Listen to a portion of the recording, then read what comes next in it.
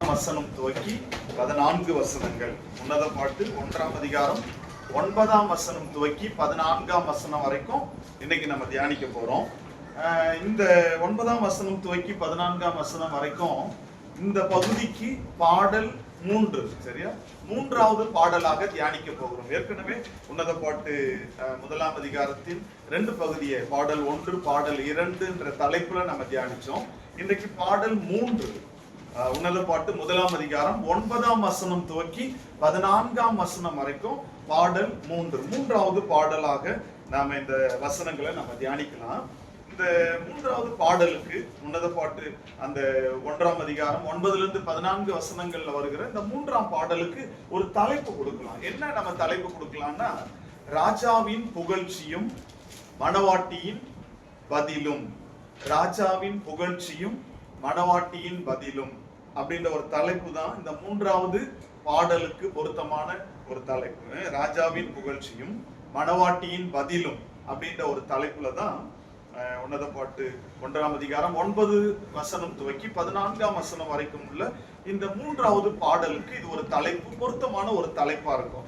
இப்போ ராஜாவுடைய புகழ்ச்சி என்ன, ராஜாவுடைய பாராட்டுதல் என்ன, மணவாட்டி கொடுக்கிற பதில் என்ன, சூலமித்தியுடைய பதில் என்ன, என்ன பதில் கொடுக்கிறா, இத நம்ம தியானிக்கிறதுக்கு முன்னால இந்த பகுதியை நம்ம அவைக்குரிய வாழ்க்கைக்கு தியானம் பண்றதுக்கு முன்னால ஒரு விஷயத்த நான் உங்களுக்கு அவசியம் சொல்லணும். யூசுவல் நம்ம ஒவ்வொரு பாடலுக்குள்ள போகும்போது அந்த பாடலுடைய கதை சுருக்கத்தை நான் உங்களோடு கூட ஷேர் பண்ணுவேன். இந்த 9ஆம் வசனம் துவக்கி 14ஆம் வசனம் வரைக்கும் 1ஆம் அதிகாரத்துல இந்த 3வது பாடலுடைய அந்த கதை சுருக்கம் என்ன அப்படின்னு நான் உங்களுக்கு சொல்றேன் பாருங்களேன். இந்த சம்பவத்தை, அந்த கதை சுருக்கம் நமக்கு தெரிஞ்சாதான் இந்த வேத தியானத்திற்குள்ள போக முடியும், நமக்கு ஈஸியா இருக்கும். அதை நம்முடைய ஆவிக்குரிய வாழ்க்கைக்கு எப்படி நம்ம சொந்தமாக்கி கொள்ளலாம், நம்ம தியானம் பண்ணலாம். அதாவது இதனுடைய கதை சுருக்கம் என்னன்னா, சாலமோன் ராஜாவுடைய அரண்மனையில ராஜாவுடைய பந்தி, ராஜ போஜனம், ராஜாவுடைய பந்தி நடக்கிறது. இந்த ராஜா பந்தியில மணவாட்டியாகிய சூலமித்தியும் இருக்கிறாள். இப்போ ராஜாவாகிய சாலமோன் மணவாட்டியாகிய சூலமித்தியை புகழ்ந்து பாராட்டுகிறார்.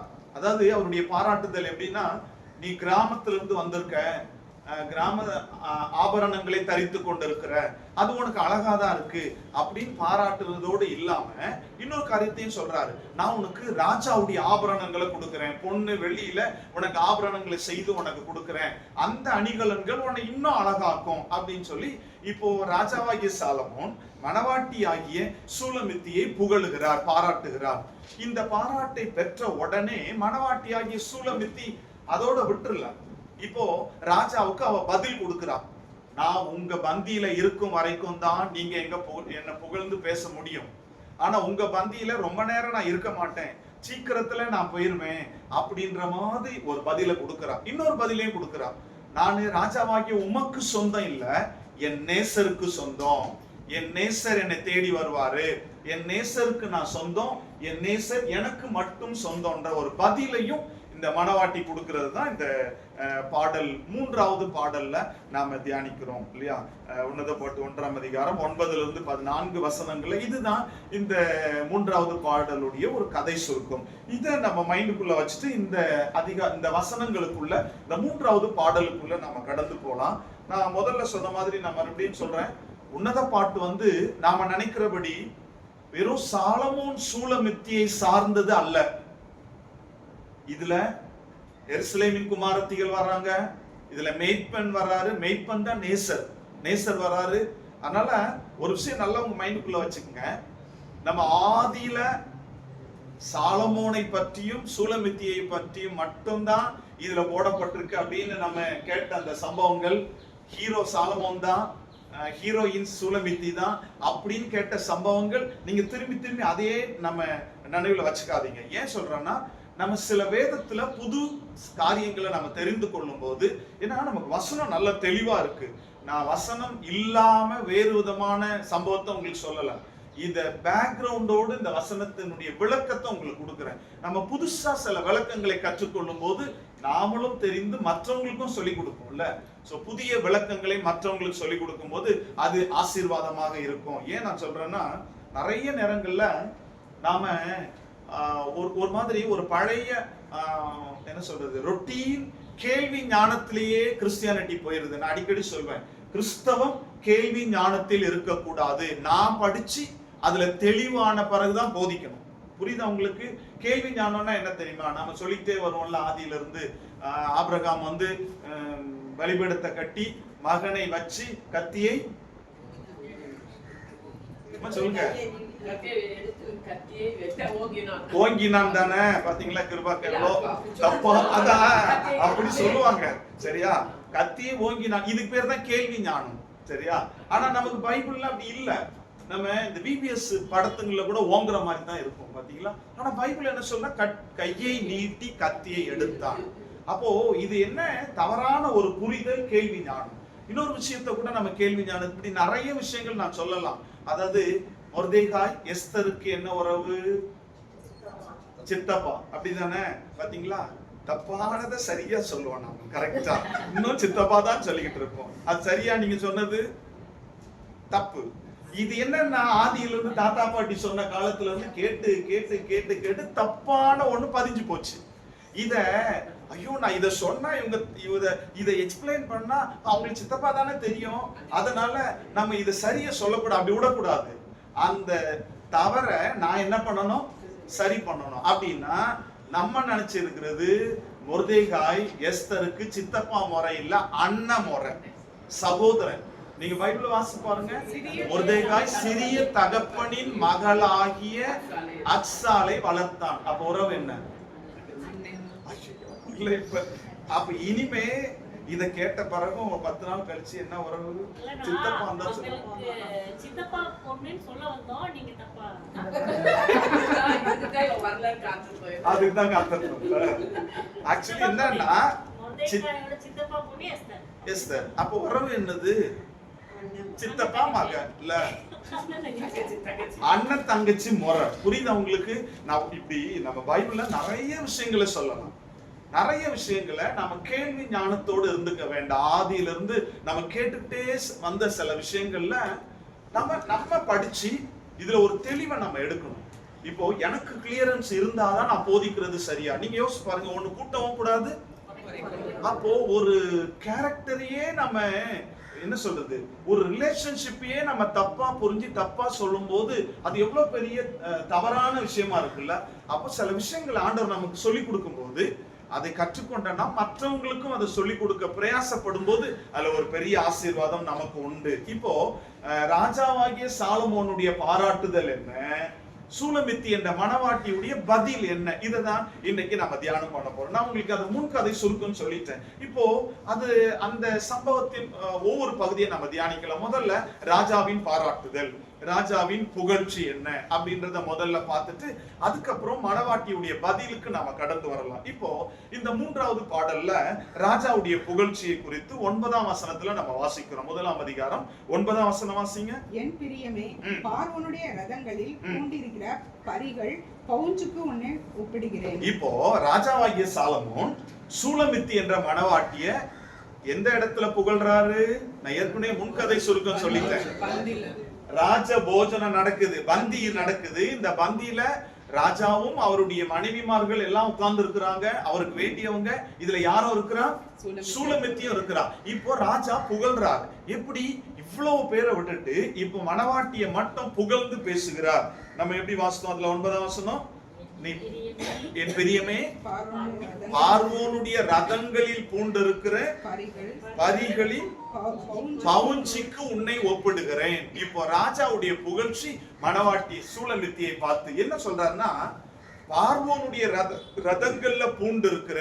ஏன் பார்வோனுடைய ரதத்தை இங்க சொல்லணும்? இஸ்ரவேல்ல ரதம் இல்லையா? சாலமோன் ராஜா தானே, அவருக்கு ரதம் உண்டு இல்ல? ஏன்னா அந்த நாட்கள்ல சாலமோனுடைய காலகட்டத்துல பார்வோனுடைய ரதம் பலமானதும் மிகவும் பெரிதுமாய் இருந்தது. சோ பலம் வாய்ந்த ரதம் எகிப்துல இருந்ததுனால பார்வோனுடைய ரதம் சொல்றார். பலம் வாய்ந்த ரதம், அதுல நிறைய குதிரைகள் பூட்டக்கூடிய ரதம், அதனாலதான் பார்வோனின் ரதம் சொல்றார். இன்னொரு விஷயமும் சொல்ற பாருங்களேன், பார்வோனின் ரதத்தில் பூட்டப்பட்டிருக்கிற பரிகள், பரிகள்னா குதிரைகள், ஓகேவா? பரிகள்னா குதிரைகள், நீங்க நோட் பண்ணிக்கங்க. அந்த பரிகளுடைய பவுஞ்சிக்கு ஒப்பிடுகிறேன். பவுஞ்சின்னா என்ன தெரியுமா? பவுஞ்சி என்பதற்கு ஆங்கிலத்துல பேண்ட்னு சொல்லுவாங்க. BAND பேண்ட் அப்படின்வாங்க. அது என்னன்னா குழுவாக அல்லது வரிசையாக இல்லைன்னா ஒழுங்காக. இந்த 3 விளக்கங்களை தமிழ்ல நம்ம கொடுக்கலாம். பவுஞ்சி என்பதற்கு குழுவாக, வரிசையாக, ஒழுங்காக. சரியா? அப்போ இந்த விளக்கத்தை வச்சு நீங்க அவர் சொன்னதை நீங்க யோசிச்சு பாருங்க. பார்வோனுடைய ரதத்துல பூட்டப்பட்ட குதிரைகளின் குழுவாக, குதிரைகளை போன்ற வரிசையாக அந்த ஒழுங்குக்கு உன்னை ஒப்பிடுகிறேன் அப்படின்னு மணவாட்டியை பாராட்டுகிறார்.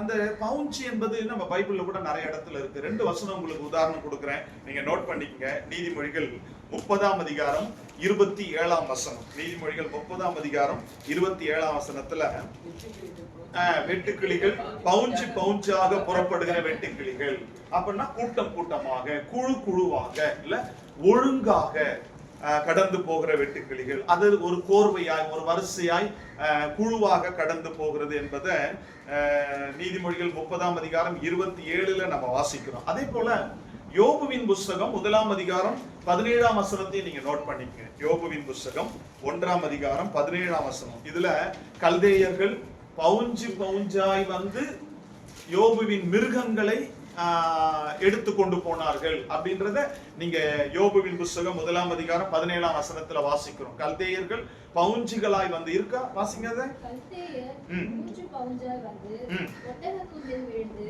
அவர்களை ஓட்டிக் கொண்டு போனார்கள். இப்ப யோபுவினுடைய அந்த சொத்துக்களாகிய மிருக ஜீவன்களை கல்தேயர்கள் எடுக்கும் போது பவுஞ்சிகளாய், 3 பவுஞ்சிகளாய்னா 3 குழுவாக, இந்த குழுவாக வந்து அவைகளை எடுத்துக்கொண்டு போனார்கள்.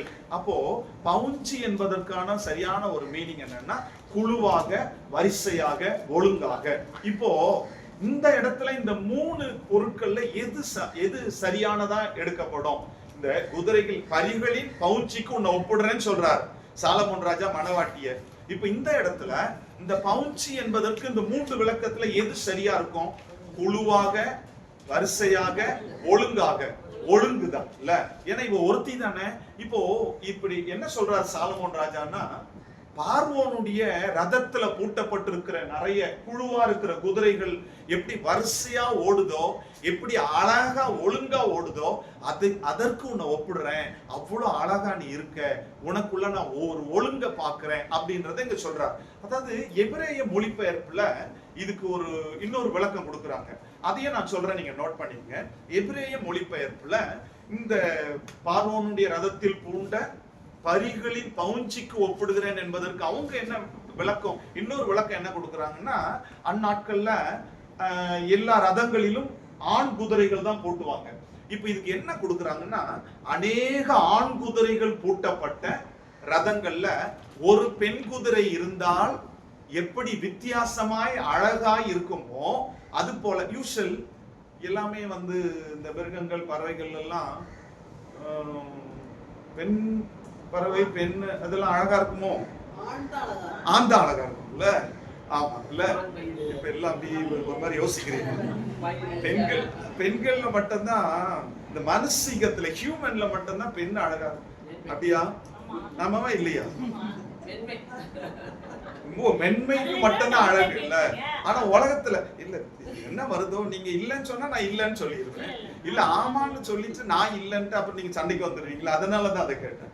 இப்போ அந்த பெண் ஆண் குதிரைகளுக்கு நடுவே உள்ள ஒரு பெண் குதிரை எப்படி தனியே காட்டப்படுமோ அந்த மாதிரி வாங்கிட்ட ஒரு ஒழுங்க நான் பாக்குறேன்றத இங்க சொல்றார். அப்போ என்ன திங்கிங்ல சொல்றாருன்றத பைபிள் ஸ்காலர் சொல்றாங்கன்னா, இங்க நிறைய பெண்கள் என் பந்தியில இருக்கிறாங்க, என்னோடு க்ளோஸ் மனைவி மறுமனையாட்டிகள் இருக்காங்க, இதுல உன்னை மட்டும் நான் வித்தியாசமா பாக்குறேன். புரியுதா உங்களுக்கு? அநேக ஆண் குதிரைகள் பூட்டப்பட்ட பரிகள் பூட்டப்பட்ட அந்த ரதத்துல ஒரு பெண் குதிரை இருந்தால் எப்படி ஒரு வித்தியாசமா இருக்குமோ அது போல உன்னை ஒப்பிட்டு சொல்றேன் அப்படின்றார். அப்ப இங்க இருக்கிற எல்லா பெண்கள், ஆண்கள், எல்லா மக்களிலும் உன்னை வித்தியாசமாய் பார்க்கிறேன் என்று ராஜா மணவாட்டியை பார்த்து பாராட்டு கொடுக்கின்றார். இப்போ இதை நம்ம நினைவுல வச்சுட்டு இதனுடைய ஆன்மீகத்திற்கு நம்ம வரலாம். இல்ல ஸ்பிரிச்சுவல் அர்த்தம் அதெல்லாம் நமக்கு வேணாம். அது அவங்க கோவப்பட்டதெல்லாம் எடுத்தோம்னா இப்ப நான் இன்னொரு கிளாஸ் எடுக்கணும் கோவப்பட்டதுக்குலாம். அதனால அதெல்லாம் அப்படியே அமைக்க வச்சிடலாம். இப்ப நம்ம வசனத்துக்கு நம்ம போலாம். சரியா? இப்ப என்னன்னா இதனுடைய ஆன்மீக கருத்து என்ன, இதனுடைய ஸ்பிரிச்சுவல், நமக்குரிய ஸ்பிரிச்சுவல் என்ன அப்படின்றத நான் உங்களுக்கு சொல்றேன் பாருங்களேன். இப்போ இந்த இந்த இந்த பகுதியில சாலமோன் ராஜா மணவாட்டியை வாழ்த்துகிறார், புகழ்ந்து பாராட்டுகிறார். இன்னைக்கு நம்முடைய ஸ்பிரிச்சுவல் லைஃப்ல, நம்முடைய ஆவிக்குரிய வாழ்க்கைக்கு எதுங்க? அதான் சொன்னல, அநேக ஆண் குதிரைகளுக்கு நடுவே ஒரு பெண் குதிரை இருந்தால் எப்படி வித்தியாசம் இருக்கிறதோ அது போல மணவாட்டி இருக்கிறார். எபிரேயத்துல அநேக ஆண் குதிரைகள் பூட்டப்பட்ட இடத்தில் ஒரு பெண் குதிரை இருந்தால் எப்படி வித்தியாசம் இருக்குமோ அந்த வித்தியாசத்தை நான் உன்கிட்ட பாக்குறேன், இவர்களுக்கு மத்தியில நீ வித்தியாசமானவள். இதுதான் எபிரேயத்தில் ஒரு மொழிபெயர்ப்பு. இப்போ நம்முடைய ஸ்பிரிச்சுவலுக்கு நம்ம இதை வரலாமே, நம்முடைய ஆவிக்குரிய வாழ்க்கைக்கு எப்படி ஆண்டவராகிய கர்த்தர் பரம ராஜா நம்ம பாராட்டணும்னா நம்ம எப்படி இருக்கணும்? இங்க சாலமோன் ராஜா மணவாட்டியை பாராட்டுகிறார், அவளுக்குள்ள இருக்கிற அந்த வித்தியாசத்தை பார்த்து பாராட்டுகிறார். இன்னைக்கு நம்முடைய பரம ராஜாவாகிய ஆண்டவர் மணவாட்டியாகிய விசுவாசியாகிய நம்மை பாராட்ட வேண்டும் என்றால் அவர் நம்மிடத்தில் எத்தகைய தகுதியை எதிர்பார்க்கிறார். இப்போ ஒவ்வொன்றா நான் உங்களுக்கு அதை சொல்ல நான் விரும்புறேன். நம்பர் 1, முதலாவது என்ன, பரம ராஜாவாகிய ஆண்டவர் நம்மை பாராட்ட வேண்டும் என்றால், மணவாட்டியாகிய சபையாகிய விசுவாசியாகிய நம்மை பாராட்டணும்னா ஆண்டவர் எதிர்பார்க்கிற முதல் தகுதி என்ன? அதை நம்ம முதல்ல சொன்னோம் இல்லையா? எப்படி பார்வோனுடைய குதிரைகள் பரிகள் பவுஞ்சாய் புறப்படுகிறதுக்கு உன்னை ஒப்பிடுறேன்னு சொல்றார். அப்ப அந்த ஒழுங்குக்கு உன்னை ஒப்பிடுறேன். அப்ப இன்னைக்கு நான் மணவாட்டி, அவர் ராஜா, அவர் என்னை பாராட்டணும்னா என்கிட்ட காணப்பட வேண்டிய ஒரு வாழ்க்கை, ஒழுக்கம் உள்ள ஒரு வாழ்க்கை, ஒழுங்குள்ள ஒரு வாழ்க்கை. இன்னைக்கு சபையாகிய மணவாட்டியாகிய நாம் பரம ராஜாவாகிய ஆண்டவரால் பாராட்டுதலை பெற வேண்டும் என்றால், புகழ்ச்சியை பெற வேண்டும் என்றால், இன்னைக்கு மணவாட்டி விசுவாசியாகிய நம்மகிட்ட அவர் எதிர்பார்க்கிற ஒரு தகுதி, உன்னிடத்தில் நான் ஒழுங்கை எதிர்பார்க்கிறேன், ஒழுக்கமுள்ள ஒரு வாழ்க்கை. சரியா? முதலாவதாக ஒரு ஒழுக்கமுள்ள ஒரு வாழ்க்கை, ஒழுக்கமுள்ள கிறிஸ்தவ வாழ்க்கை ஆண்டவரிடத்திலிருந்து பாராட்டுதலையும் புகழ்ச்சியையும் நமக்கு பெற்றுக் கொடுக்கும். அந்த ஒழுக்கமுள்ள ஒழுங்கான ஒரு வாழ்க்கை கிறிஸ்தவனுக்கு அவசியம் தேவை. அப்படிதானே? கிறிஸ்தவம் அப்படின்னு சொன்னாவே ஒழுங்கு. இன்னைக்கு ஏன் கிறிஸ்தவ ஸ்கூல்ல சேர்க்கிறாங்க, ஏன் கிறிஸ்தவ சர்ச்சுக்கு போலாம் அப்படின்றாங்க? எல்லா இடத்துலயும் கிறிஸ்டியானிட்டின்னா ஒரு ஒழுங்கு, ஒரு ஒழுக்கம் இல்ல. அதனாலதான் நம்முடைய வேதாகமத்துல நம்ம வாசிக்கிறோம். கொரிந்தியருக்கு பரிசுத்த பவுல் எழுதுறான்.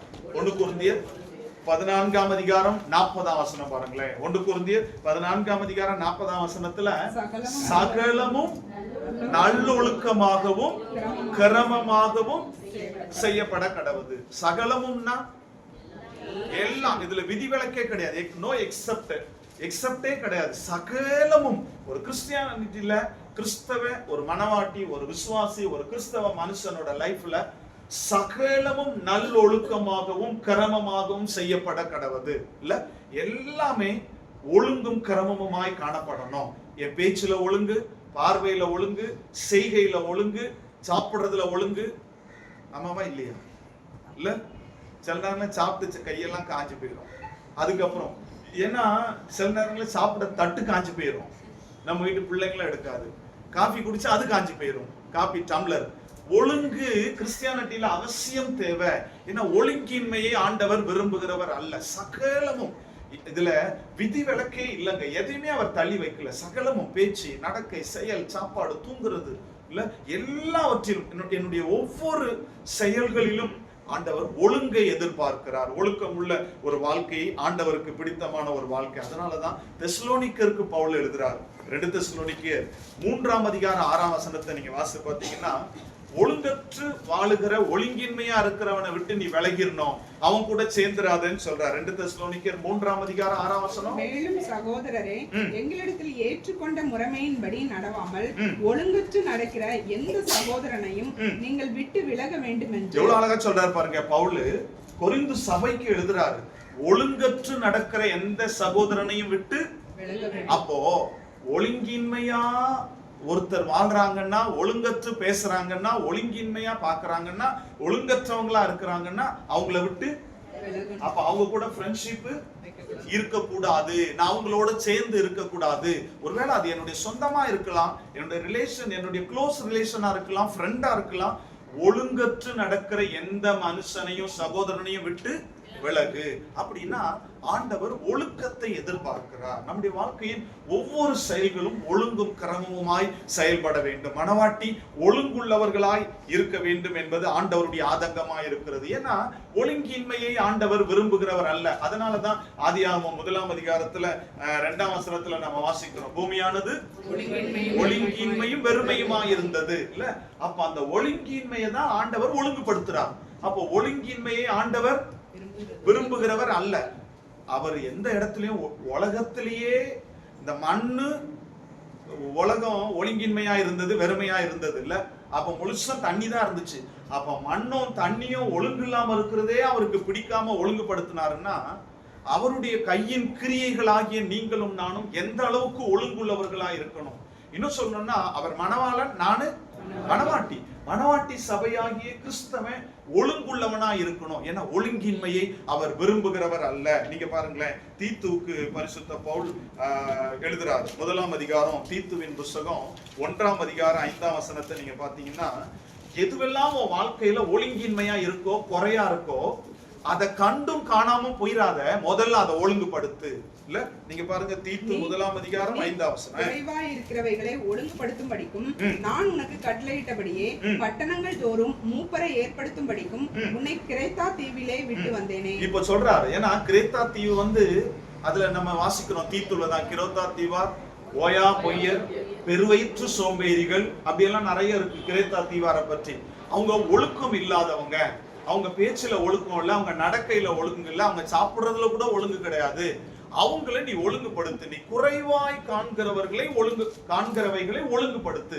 அப்போ நம்ம லைஃப்ல எதுவெல்லாம் குறையா இருக்கோ, ஒழுங்கின்மையா இருக்கோ, அதை கண்டும் காணாமலும் போக கூடாது. அதை ஒழுங்குபடுத்தணும். அப்படின்னா அது என் ஃபேமிலியில இருந்து புறப்பட்டு வரணும், என் பிள்ளைகள்ல இருந்து புறப்பட்டு வரணும், எனக்குள்ள இருந்து புறப்பட்டு வரணும். எதுவெல்லாம் ஆண்டவருக்கு பிடிக்காத ஒழுங்கின்மையோ அதெல்லாம் நான் மாத்திக்கொள்ள வேண்டும். சோ ஒழுங்கை விரும்புகிற கர்த்தர். சின்ன சின்ன விஷயங்கள்ல கூட எனக்குள்ள ஒழுங்கின்மை இருக்கா, அந்த ஒழுங்கின்மையை அவர் விரும்ப மாட்டார், நான் அதை விட்டுறணும். அப்ப மனவாட்டிட்டு அவர் எதிர்பார்க்கிறது என்னை எதுக்கு ஒப்பிடுறாரு?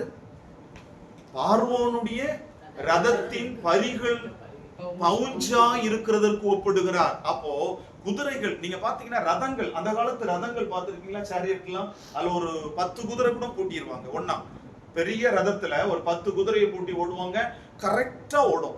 ஒண்ணு அந்த கால்களை பாத்தீங்கன்னா ஒண்ணு போல முன்னால காலையும் பின்னால காலையும் வச்சு ஓடும். நீங்க அதை பாருங்களேன், ரொம்ப அழகா இருக்கும், வரிசையா ஒழுங்கா. இப்ப ஆண்டவர் சொல்றாரு, அப்படி ஒரு ஒழுங்க வாங்கிட்ட எதிர்பார்க்கிறேன். சோ கிறிஸ்டியானிட்டியில கிறிஸ்தவர்கள் என்றாலே ஒழுங்கை கர்த்தர் எதிர்பார்க்கிறார். சகலமும் ஒழுங்கு உள்ளதாய் காணப்பட வேண்டும். ஒழுங்கினத்தை நான் கண்டும் காணாமலும் போகக்கூடாது. சின்ன விஷயமோ பெரிய விஷயமோ, என் வீட்டுல இருந்து, என் கண்ணு முன்னால இருந்து ஒழுங்குள்ள லைஃப் ஆண்டவர் விரும்புகிறார். எல்லாவற்றிலும் ஒழுங்கு. சாப்பிடுற நேரத்துல சாப்பிடணும், தூங்குற நேரத்துல தூங்கணும், சர்ச்சுக்கு போற நேரத்துல சர்ச்சுக்கு போகணும், படிக்கிற நேரத்துல. இப்ப என்ன தெரியுமா, தூங்குற நேரத்துல படிக்கிறாங்க, படிக்கிற நேரத்துல தூங்குறாங்க, சர்ச்சுக்கு போற நேரத்துல வீட்டுல இருக்கிறாங்க, வீட்டுல இருக்கிற நேரத்துல சர்ச்சுக்கு போய் ஜெபம் பண்ணி போலான்றாங்க. இல்ல, இந்த ஒழுங்கின்மையான சில செயல்களை ஆண்டவர் நம்மிடத்தில் வெறுக்கிறார். ஒழுங்கு நமக்கு அவசியம் தேவை.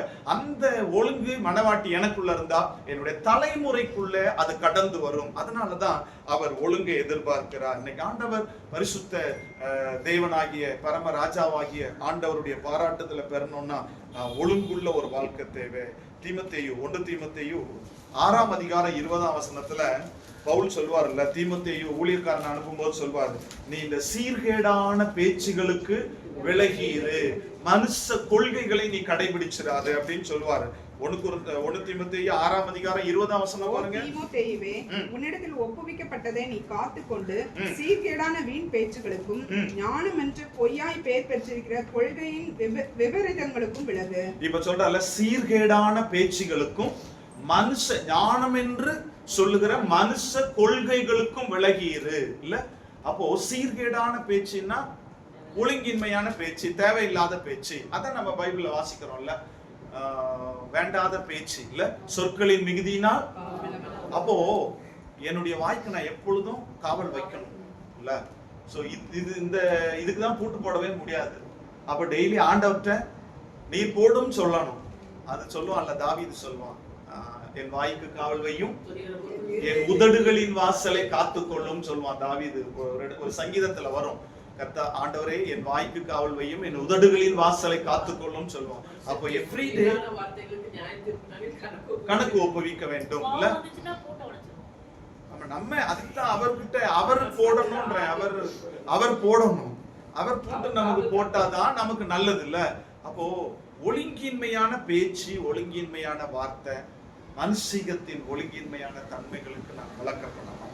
கர்த்தர் என்னுடைய வாழ்க்கையின் ஒவ்வொரு அசைவுகளிலும் ஒழுங்கை எதிர்பார்க்கிறார். அந்த ஒழுக்க கிறிஸ்தவ வாழ்க்கை தான் மணவாட்டிட்ட காணப்படும் போது பரம ராஜாவாகி ஆண்டவர் நம்மை பாராட்டுவார்.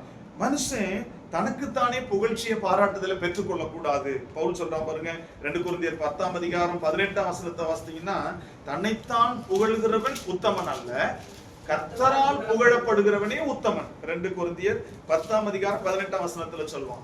ஒருத்தன் தன்னைத்தான் புகழ்ந்து கொள்கிறான்னா அவன் உத்தமன் இல்ல, அவன் ஆண்டவருக்கு பிரியமானவன் இல்ல. யாரால புகழப்படணும்? ஆண்டவர் என்னை புகழணும். இங்க ராஜா சூலமித்தியை புகழுகிறது போல மணவாளனாகிய பரமராஜாவாகிய ஆண்டவர் மணவாட்டியாகிய கிறிஸ்தவர்களாகிய நம்மையும் நம்முடைய குடும்பத்தையும் புகழ்ந்து பாராட்டணும். அவரிடத்திலிருந்து புகழ்ச்சியை பெற வேண்டும். அததான் அதே கொரிந்தியர்ல எழுதும் போது பரிசுத்த பவுல் சொல்வார். 2 கொரிந்தியர் 11ஆம் அதிகாரம் 2ஆம் வசனம் பாருங்களேன். உங்களை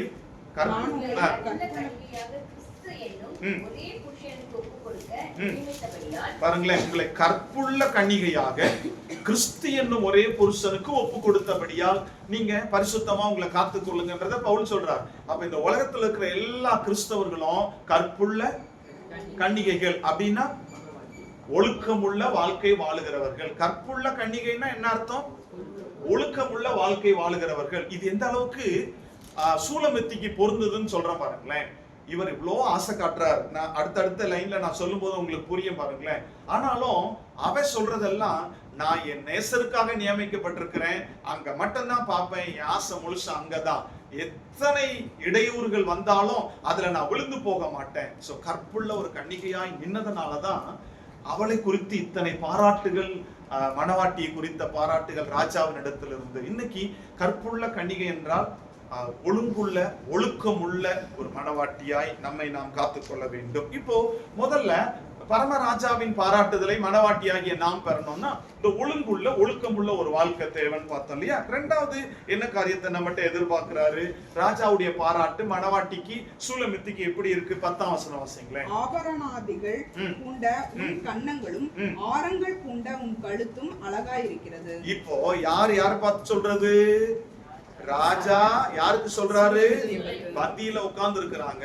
முதல்ல உன்னை பார்வோனுடைய குதிரைகளுக்கு பவுஞ்சா இந்த ஒழுக்கத்துக்கு ஒப்பிடுறேன்னு சொன்னவரு அடுத்து 2 பாராட்டுதலை கொடுக்கிறார். ஆபரணாதிகள் போட்ட உன்னுடைய கன்னமும், அப்புறம் ஆபரணங்கள் பூண்ட ஆரங்கள் பூண்ட உன்னுடைய கழுத்தும் அழகாய் இருக்கிறது. நான் சொன்னேன்ல, இப்போ இதுக்கப்புறம் தான் இந்த ஆபரணம், இந்த கண்ண ஆபரணம் கழுத்து ஆபரணம் போட்டிருக்கா, இது அழகா இருக்குன்னு சொல்றாருல்ல. இது என்னன்னா, இப்போ சாலமோன் ராஜா இவ ஒரு கிராமத்து பெண் இல்லையா, சூலமித்தி கிராமத்து பெண். நம்ம இன்ட்ரோடக்ஷன்ல இருந்து நம்ம பார்த்துட்டு வரோம். இவ ஆடுகளை மேய்க்கிற ஒரு கிராமத்துல இருந்து வந்திருக்கா. இப்போ கிராமத்துல உள்ளவங்களுடைய அலங்காரம் வேற மாதிரி இருக்கும் இல்லையா. அவங்க காஸ்ட்லியான பொருட்களை யூஸ் பண்ண மாட்டாங்க. சும்மா கன்னம், ஆபரணங்கள் பூண்ட கன்னம்னா கன்னத்துல போட மாட்டாங்க, காதுல போடுறது அப்படி கண்ணம் வரைக்கும் தெரியும் இல்லையா. இப்போ அவ அந்த காலத்து பழைய அவ கிராமத்து இதுல காதுல என்னமோ போட்டிருக்கான்னு வச்சுங்களேன். இது கண்ணம் பாக்குறதுக்கு அழகா இருக்கு. கழுத்துல ஒண்ணு போட்டிருக்கா, கழுத்து அழகா இருக்கு. இப்போ உன் கண்ணமும் கழுத்தும் ரொம்ப அழகா இருக்கு. இதுல ஒரு பொருளை உள்ள அடக்கி சொல்றாரு. என்னன்னா, நீ கிராமத்துல இருந்து வந்த, உன்னுடைய கிராமத்து ஆபரணம் உன்னை அழகா காமிக்குது, ஆனா இதை விட உன்னை அழகாக்குறதுக்கு இன்னும் உனக்கு கொடுப்பேன்னு அடுத்த வசனத்துல சொல்வார். அது அடுத்த வசனத்துல அடுத்த பாட்டுக்கு போகும்போது நான் உங்களுக்கு சொல்றேன். ஆசைப்படுத்துவார். எப்படி தெரியுமா? உன்னுடைய கிராமத்து ஆபரணமே உன்னை இவ்வளவு அழகுபடுத்தி இருக்கு, உன் கன்னத்தையும் கழுத்தையும் நான் பொன்னினாலும் வெள்ளினாலும் உனக்கு ராஜ ஆபரணங்களை கொடுக்கிறேன், அதுல நீ இன்னும் அழகா இருப்ப. எதுக்காக இவ்வளவு சொல்றாரு? இல்ல எதுக்காக இவ்ளோ பேசுறாருன்னு கேக்குறேன். அவளை தன் மனைவி ஆக்கிக்க. சரியா? என்ன பண்றாரு? இம்ப்ரெஸ் பண்றாரு இல்ல. ஆனா இன்னைக்கு உலகம் நம்ம இப்படித்தான் பண்ணோம். அப்படியே அழகான பியூட்டிஃபுல்லானதை காமிச்சு நீ வந்துரு நீ வந்துரு நீ வந்துருன்னு சொல்லும். ஆனா நிறைய நேரத்துல யோசித்து ஒரு காலம் அங்க வச்சிருவோம். இல்ல 2 காலம் வைக்க மாட்டேன்னு வச்சுக்கிடுங்க. ஏன்னா நம்ம கிறிஸ்தவங்க இல்ல, ஒரு காலம் அப்படி வச்சிருவோம். ஆனா இங்க பாருங்க, அவளால நம்ம அடுத்தடுத்து நான் உங்களுக்கு சொல்லும்போது அந்த வசனங்கள்ல ரொம்ப அழகா இருக்கும். ஆனா அவ உறுதியா இருக்கிறா. நீங்க என்னத்தை காண்பித்தாலும் சரி, எவ்வளவு என்ன நீங்க ரொம்ப பியூட்டிஃபுல்னாலும், உலகத்திலே நீதான் குயின்னாலும், எல்லாத்தையும் காலடியில கொட்டினாலும் என் மைண்ட் என்னைக்கும் மாறாதுன்னு ஸ்ட்ராங்கா இருக்கிறான். அப்போ அடுத்த 2 காரியத்தை குறித்த ஒரு புகழ்ச்சியை கொடுக்கிறார். உன் கண்ணம் அழகா இருக்கு, உன் கழுத்து அழகா இருக்குன்னு சொல்றார். இந்த கண்ணம் கழுத்து மணவாட்டிக்கு அழகா இருக்குன்னு ராஜா சொல்றாரு. ஆனா இன்னைக்கு நம்முடைய பரமராஜா மணவாட்டியாகிய நம்ம எல்லாம் பார்த்து உன் கண்ணம் அழகா இருக்கு, உன் கழுத்து அழகா இருக்குன்னு எப்போ சொல்லுவாரு? இதனுடைய ஆவிக்குரிய அர்த்தம் என்ன? கண்ணம் எதை குறிக்கிறது, கழுத்து எதை குறிக்கிறது? இந்த 2த்துக்கான ஒரு விளக்கத்தை பார்க்கலாம். இப்போ கண்ணத்துக்கு நம்ம முதல்ல போலாமே. கண்ணம் என்பது இன்றைக்கு நான் மணவாட்டி,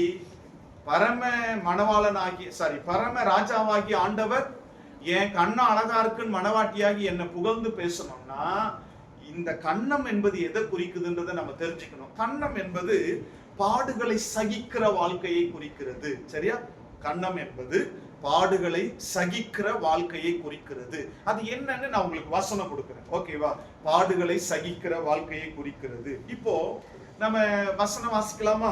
2-3 வசனங்களை நான் உங்களுக்கு கொடுக்கிறேன். கண்ணம் என்பது பாடுகளை சகிக்கிற வாழ்க்கை என்பதை இயேசு எப்படி சொல்றாரு, பழைய பாடு எப்படி சொல்லுது, புதிய பாடு எப்படி சொல்லுது நம்ம பார்க்கலாம். மத்தேயு 5ஆம் அதிகாரம் 39ஆம் வசனத்தை நீங்க வாசி பாத்தீங்கன்னா, இயேசுடைய ஊழியத்தின் துவக்கம், முதல் ஊழியம் செய்யறாரு. மத்தேயு 5:39.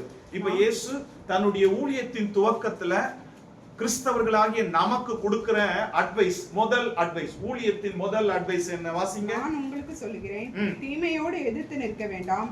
ஒருவன் உன்னை வலது கணத்தில் அறைந்தால் அவனுக்கு மறு கணத்தையும் திருப்பி கொடு. அப்ப கிறிஸ்டியானிட்டி கண்ணம் என்பது என்னது?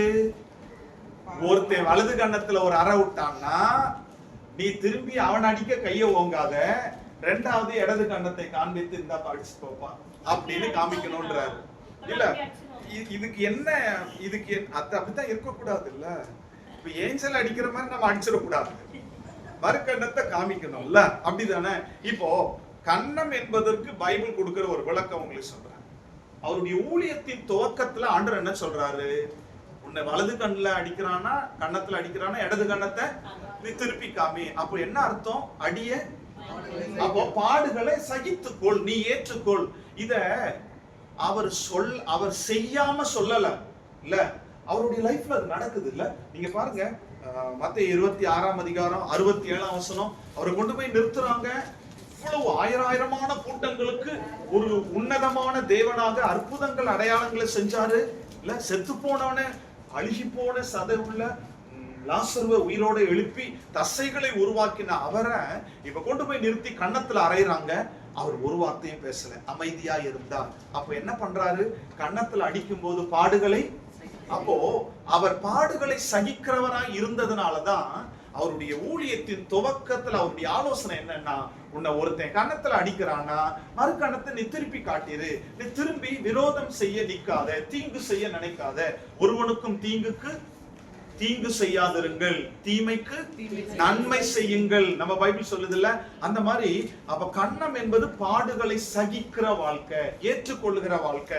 இன்னொரு அழகான தெளிவான ஒரு வசனத்தை எரேமியா சொல்றார் புலம்பல்ல. நீங்க வாசித்து பாருங்களேன், எவ்வளவு அழகா சொல்றாரு. புலம்பலின் புத்தகம் 3ஆம் அதிகாரம் 30ஆம் வசனம் 31ஆம் வசனம் பாருங்களேன். புலம்பல் 3ஆம் அதிகாரம் 30-31. இந்த பாடுகளை நம்ம எப்படி கண்ணத்துல நமக்கு அடிக்கிறாங்கன்னா, அந்த பாடுகளை எப்படி நம்ம ஏற்றுக்கொள்ளணும்ன்றதுக்கு புலம்பல் 3ஆம் அதிகாரம் 30-31. அடிக்கிறவனுக்கு கண்ணத்தை காட்டி பாருங்க, இந்த நல்லா கவனிங்க. ஒரு மணவாட்டி கிறிஸ்தவன் எப்படி வாழணும்னு சொல்றாரு? தன்னை அடிக்கிறவனுக்கு கன்னத்தை காட்டி நிந்தையால் நிறைந்திருப்பானாக, ஆண்டவர் என்றென்றைக்கும் கைவிட மாட்டார். இப்ப பாருங்களேன், உங்களுக்கு புரியுதா? தன்னை அடிக்கிறவனுக்கு கன்னத்தை காட்டி ஒருத்தன் நிந்தையால் நிறைந்திருப்பானே ஆனால் ஆண்டவர் என்றென்றைக்கும் அவனை. அப்ப என்ன சொல்றாரு? உனக்கு பாடு கொடுக்கறாங்க, உன்னை அடிக்கிறாங்க, உன்னை நிந்திக்கிறாங்கன்னா அதை நீ ஏற்றுக்கொண்டா ஆண்டவர் உன்னை கைவிட மாட்டார். இவ்வளவு அழகான வார்த்தை பாருங்களேன். உன்னை அடிக்கிறவனுக்கு கன்னத்தை காண்பித்து நிந்தைகளை நீ ஏற்றுக்கொள்வாயானால் கர்த்தர் உன்னை கைவிட மாட்டார். அப்போ கன்னம் என்பது எதை குறிக்குது? அவர் உன் கண்ணம் அழகா இருக்குன்னு சொல்லி ராஜா சூலமித்திய புகழுகிறார். இன்னைக்கு பரமராஜா மணவாட்டியாகி என்ன பார்த்து உன் கண்ணம் அழகா இருக்கிறது அப்படின்னு என்ன பாராட்டணும்னா நான் பாடுகளை சகிக்கிற மணவாட்டியா இருக்க வேண்டும். இன்னைக்கு நீங்க யோசிச்சு பாருங்க, பாடுகளை சகிக்கிற, துன்பங்களை சகிக்கிற, ஏற்றுக்கொள்ளுகிற ஒரு மனப்பக்குவம் நமக்கு உண்டா?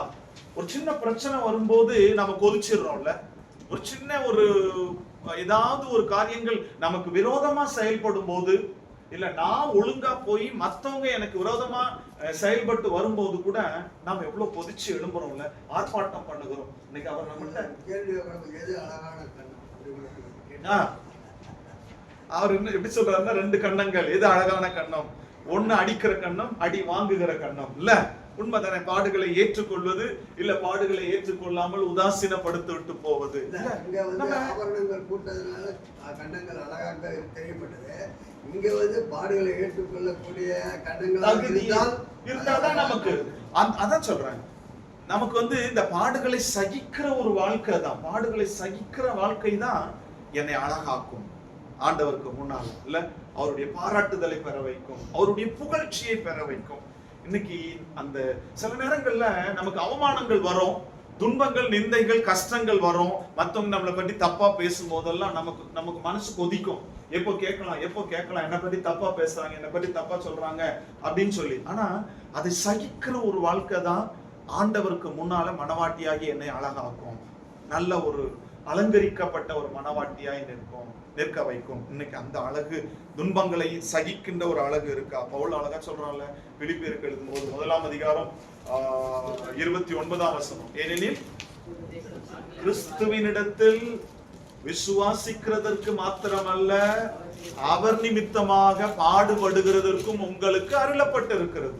கிறிஸ்துவ விசுவாசிச்சு வெற்றி ஆசீர்வாதம் வாங்குறதுக்கு மட்டும் நான் கிறிஸ்டியன் இல்ல. என்னோட லைஃப்ல பாடுகள், துன்பங்கள், கஷ்டங்கள் வரும்போது அதை ஏற்றுக்கொள்வதற்கும், பிலிப்பியர் 1ஆம் அதிகாரம் 29, அதை ஏற்றுக்கொள்வதற்கும் தகுதி உடையவர்களா இருக்க வேண்டும். இல்ல அவர் நிமித்தமாக பாடு அனுபவிக்கிறதற்கும் நமக்கு அருளப்பட்டிருக்கிறது. ஆக பாடுகளை சகித்து கொள்ளுகிற, ஏற்றுக்கொள்ளுகிற ஒரு வாழ்க்கை, கஷ்டங்களையும் துன்பங்களையும் அனுபவிக்கிற ஒரு வாழ்க்கை நமக்கு பாராட்டுதலை பெற்றுக் கொடுக்கும். 2வது பாத்தீங்கன்னா, அடுத்து முதல்ல நம்ம பார்த்தோம் ஒழுங்கான ஒரு வாழ்க்கை நமக்கு தேவை மனவாட்டிக்கு. 2வது பாடுகளை சகிக்கிற வாழ்க்கை தேவை. 3வது உன் கழுத்து அழகா இருக்குன்னு சொல்றாரு. இந்த கழுத்து இன்னைக்கு மனவாட்டியாகிய நமக்கு எதை குறிக்குது? இன்னைக்கு நம்முடைய ஆவிக்குரிய வாழ்க்கைக்கு எதை குறிக்கிறது? இந்த கழுத்து என்பது எதை குறிக்கிறது? தேவ ஆலோசனையின்படி நடக்கிற வாழ்க்கை.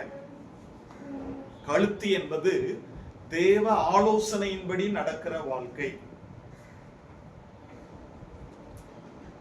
தேவ ஆலோசனையின்படி நடக்கிற வாழ்க்கை. நான் ஒரு 2 வசனம் கொடுக்குறேன் பாருங்களேன். நீதிமொழிகள் 3ஆம் அதிகாரம் 22ஆம் வசனத்தை நீங்க வாசிச்சு பாத்தீங்கன்னா, இதுல ஒரு அழகான ஒரு வார்த்தை இருக்கு. நீதிமொழிகள் 3ஆம் அதிகாரம் 22ஆம் வசனம், அவைகள் உன் ஆத்மாவுக்கு ஜீவனும் உன் கழுத்துக்கு அலங்காரமா இருக்கும். எவைகள்? நீங்க அந்த 3ஆம் அதிகாரம் 1 வசனத்துல இருந்து வாசித்தீங்கன்னா, நல்ல போதனை, தேவ ஆலோசனை உன் கழுத்துக்கு அலங்காரமா இருக்கும். இப்போ சாலமோன் சூலமித்திய பார்த்து சொல்றாரு, உன் கழுத்துல நீ அலங்காரமா போட்டிருக்க ஆரம் எவ்வளவு அழகா இருக்குன்னு சொல்றாரு. இல்ல இன்னைக்கு ஆண்டவர் பரமராஜா நம்மளை பார்த்து உன் கழுத்து அழகா இருக்கு மனவாட்டியேன்னு சொல்லி நம்மளை பாராட்டணும்னா அதுக்கு அவர் எதிர்பார்க்கிறது என்ன? இந்த இடத்துல தேவ ஆலோசனையின்படி நடத்தல்.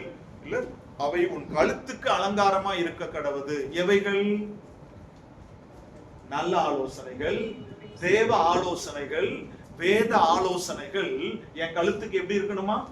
அலங்காரமா இருக்க வேண்டும். இல்ல அப்ப தேவனுடைய நல்ல ஆலோசனையை, கர்த்தருடைய வார்த்தையை நான் அலங்காரமாக எனக்குள்ளே தரித்து கொள்ள வேண்டும். அது என்னுடைய கழுத்தை அழகாக்கும். நீங்க எரேமியாவுல இன்னொரு விதமா சொல்றார். எரேமியா 19ஆம் அதிகாரம் 15ஆம் வசனம் பாருங்களேன். எரேமியா 19ஆம் அதிகாரம் 15ஆம் வசனம், என் வார்த்தைகளை கேளாம, என் ஆலோசனை கேட்காம உங்க கழுத்தை நீங்க கடினப்படுத்திட்டீங்க அப்படின்னு சொல்றாரு.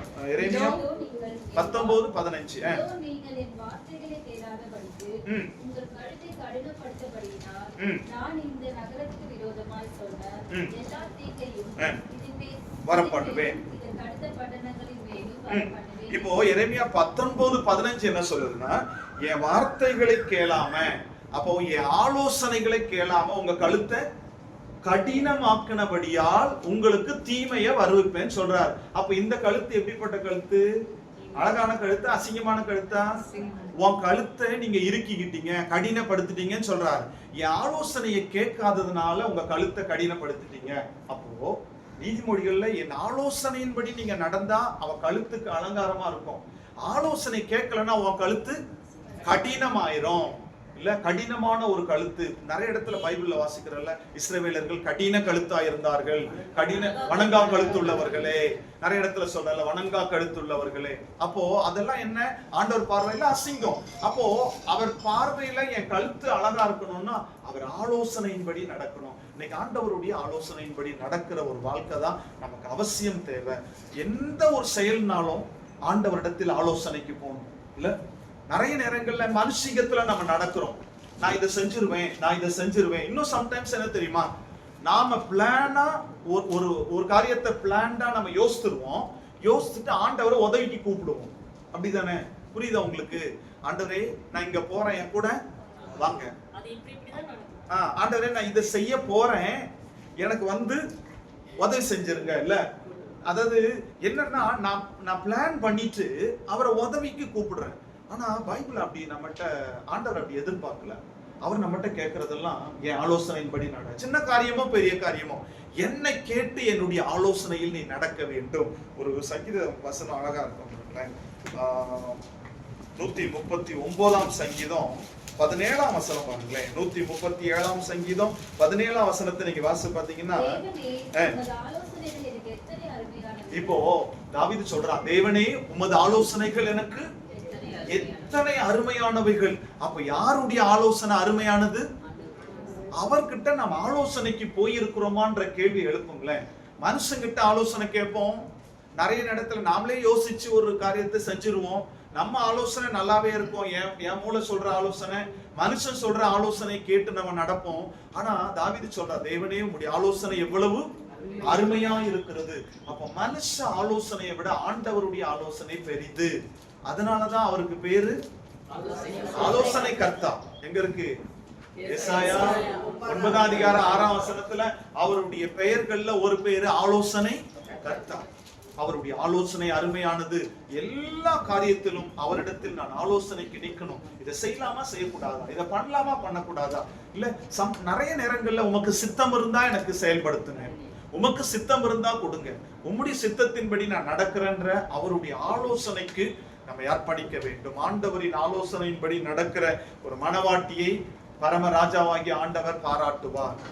அதை இயேசு சொல்வார்ல, என் வார்த்தையை கேட்டு அதன்படி நடக்கிறவன் எவனோ கண்மலையின் மேல் தன் வீட்டை கட்டின புத்தி உள்ள மனுஷனுக்கு ஒப்பிடுவேன். மத்தேயுல சொல்வார்ல, என் வார்த்தையை கேட்டு என் ஆலோசனையை கேட்டு அதன்படி நடக்கிறவன் எது மேல வீடு கட்டினவன்? கண்மலைக்கு மேல. ஆனா என் வார்த்தையை கேட்டு அதன்படி நடக்காதவன் மணலின் மேல் தன் வீட்டை கட்டின புத்தி இல்லாதவனுக்கு சமமா இருக்கிறான். இன்னைக்கு நம்ம எந்த இடத்துல இருக்கிறோம்? மணல்ல கட்டி நம்ம வீட்டை இடிச்சு போடுற லெவல்ல இல்ல, கண்மலையில கட்டி ஸ்ட்ராங்கா வைக்கிற ஒரு லெவல்ல இருக்கிறோமா? மனவாட்டி அவர் பாராட்டுதலை பெற ஆண்டவரின் ஆலோசனையின்படி நடக்க வேண்டியது அவசியமா இருக்கிறது. எல்லா காரியத்திலும் அவரிடத்தில் நான் ஆலோசனைக்கு கடந்து போக வேண்டும். இப்போ ராஜாவுடைய இந்த பாராட்டுதலை சூலமித்தி பெற்றுக்கொண்டா. இப்போ அடுத்து நான் சொன்னேன் இல்லையா முதல்ல உங்களுக்கு, அவருடைய பாராட்டுதல் எப்படி இருக்குன்னா, நீ கிராமத்துல இருந்து வந்த இதனுடைய எக்ஸ்பிளனேஷனை நான் உங்களுக்கு கொடுக்குறேன். இல்ல, உன்னுடைய கண்ணம் வந்து ஆபரணாதி பூண்ட உன்னுடைய கண்ணமும் ஆரம் பூண்ட உன்னுடைய கழுத்தம் எவ்வளவு அழகா இருக்கு அப்படின்னு சொல்றதுக்குரிய பேக்ரவுண்ட் என்னன்னா, நீ கிராமத்துல இருந்து வந்திருக்க. கிராமத்துல விலை, அதாவது காஸ்ட்லி இல்லாம சும்மா யூஸ்லெஸ்ஸான ஏதோ ஒண்ணு போட்டுட்டு உன்னை அழகுபடுத்தி இருக்க, அதுவே உன்னை இவ்வளவு அழகாக்கி இருக்கு அப்படின்னு சொல்லிட்டு அடுத்து நான் உன்னை எதனால அழகுபடுத்துறேன்றத 11ஆம் வசனத்துல சொல்றாரு பாருங்களேன். அடுத்து 11 வாசிங்க. வெள்ளி பொட்டுகள் உள்ள பொன் ஆபரணங்களை உனக்கு பண்ணுவோம். இப்போ என்ன சொல்றாரு? இப்ப நான் உங்களுக்கு முன்கதை சுருக்கம் சொல்லிட்டேன், அதனால இப்ப உங்களுக்கு அது அப்படியே மைண்டுக்குள்ள நிக்கணும். இப்ப என்ன சொல்றாரு? நீ எங்க இருந்து வந்திருக்க? கிராமத்துல ஆர்டினரியா என்னத்தையோ ஒரு பேப்பரை சுத்தி காதுல மாட்டிட்டு வந்ததே இவ்வளவு அழகா இருக்கு. இப்ப உனக்கு என்ன கொடுக்க போறேன்? வெள்ளியும் பொன்னும். அது எந்த இடத்து ஆபரணம்? அரண்மனையின் ஆபரணம். நீ அந்த ஆபரணத்திலேயே அழகா இருந்த கிராம ஆபரணத்துல இப்ப உனக்கு எதுல செஞ்சு கொடுக்க போறேன்? தங்கத்துல, பொன்னிலும் வெள்ளியிலும் உனக்கு ஆபரணம் செய்து கொடுக்க போறேன். உனக்கு நான் பண்ண போறேன், எல்லாத்தையும் செஞ்சு உனக்கு கொடுக்க போறேன். அப்படின்னா என்ன தெரியுமா? இப்ப என்ன சொல்ல வராருன்னா, உன்னை இந்த ராணிகளை போல இந்த நாட்டுக்கு உன்னை ராணி ஆக்க போறேன். நீ இதுக்கு முன்னால் ஆடு மேய்ச்சிக்கிட்டு இருந்த, நீ ஒரு சாதாரண பெண்ணு, இப்போ தங்கம் வெள்ளி இவைகளால் ஆபரணங்களை போட்டு உன்னை இந்த தேசத்துக்கு ராணி ஆக்க போறன்றத சொல்லாம சொல்றார். ஆனா உங்களுக்கு இன்னொரு விஷயம் சொல்ற பாருங்களேன். இந்த ஏன்னா போன அதிகாரத்துல நம்ம தியானிச்சோம், போன அதிகாரம்ல போன பாடல் 2ஆம் பாடல்ல தியானிச்சோம். இல்ல அந்த அந்த குமாரத்திகள், எருசலேம் குமாரத்திகள் அவளை என்ன பண்ணுவாங்க? நீ கருமையா இருக்கிறன்னு உருவ கேலி செய்யறாங்க. அது நம்ம 2ஆம் பாடல்ல பார்த்தோம்ல. கொஞ்சம் முன்னாலதான் எருசலேம் குமாரத்திகள் உருவ கேலி செஞ்சாங்க. ஏன்னா அவங்களுக்கு ஆதங்கம், நிறைய பெண்கள் இருக்கிறாங்க. சாலமோன் உள்ள வராரு, வந்தவர் ஒரு பெண்ணை கூட்டிட்டு போயிட்டாரு. மீதி பெண்கள் எல்லாம் நாங்களா வரோம்னு குதிக்கும் போது இவன் ஒரு மூளை நின்னு பாக்குறான்.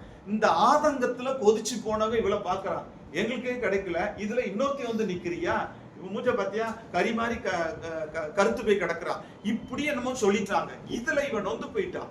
அதனாலதான் சொல்லுவா, நான் கருப்பா இருந்தாலும் நான் கருப்பா இருக்கிறேன் என்று நினையாதேயுங்கள் அப்படி எல்லாம் சொல்லுவா. அதுல அப்ப அவங்க உருவ கேலிப்படுத்திட்டாங்க அத்தனை எருசலேம் குமாரத்திகள். நல்லா கவனிங்க, கொஞ்சம் முன்னால எல்லாரும் சேர்ந்து இவளை தரமட்டமா தாழ்த்தினாங்க. ஆனா இப்போ அவங்க எல்லாம் பந்தியில உட்கார்ந்து இருக்கும் போது ராஜா என்ன சொல்றாரு?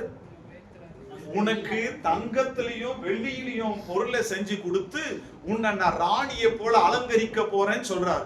கொஞ்சம் முன்னாலதான் எல்லோராலும் இழிவுபடுத்தப்பட்டால், ஆனா இப்போ ராஜாவால் கனப்படுத்தப்படுகிறார். ஒரு விஷயம் உங்களுக்கு சொல்லவா?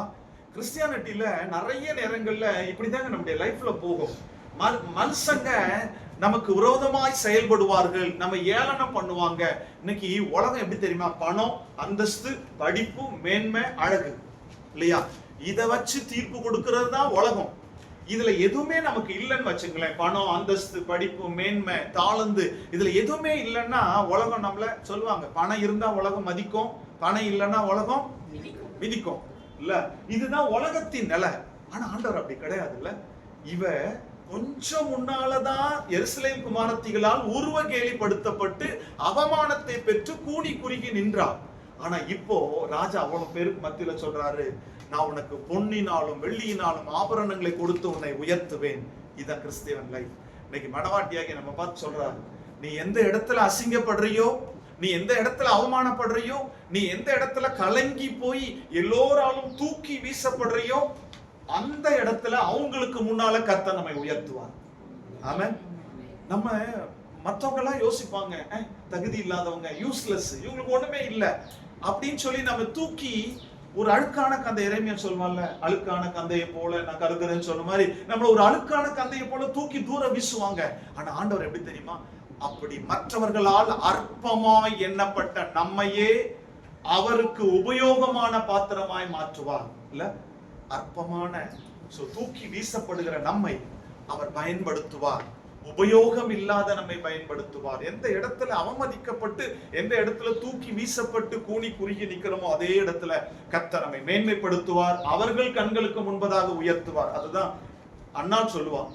1 சாமுவேல் 2ஆம் அதிகாரம் 8ஆம் வசனம் நமக்கெல்லாம் தெரியும். சொல்லுங்க பார்க்கலாம். அவர் சிறியவனை புழுதியிலிருந்து எடுத்து எளியவனை குப்பையிலிருந்து உயர்த்துகிறார், பிரபுக்களோடு அமர செய்கிறார். இல்ல, எங்க உட்கார வைக்கிறாரா? அவர் சிறியவனை எங்க இருந்து?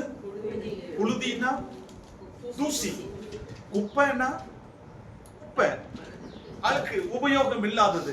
அப்போ உபயோகம் இல்லாம தூக்கி தூர வீசுற, அதிகமா நம்ம யாருமே அதை பத்தி யோசிக்காத. இன்னைக்கு நம்ம குப்பைய, ஐயோ எங்க வீட்டில் குப்பை இருக்கிறது அப்படின்னு பெருமையா சொல்லுவோமா? எங்கேயாவது போய் எங்க வீட்டுக்கு முன்னால் தூசி பறந்து கொண்டே இருக்கிறது சொல்லுவோமா? இருந்தா கூட சொல்லவே மாட்டோம்.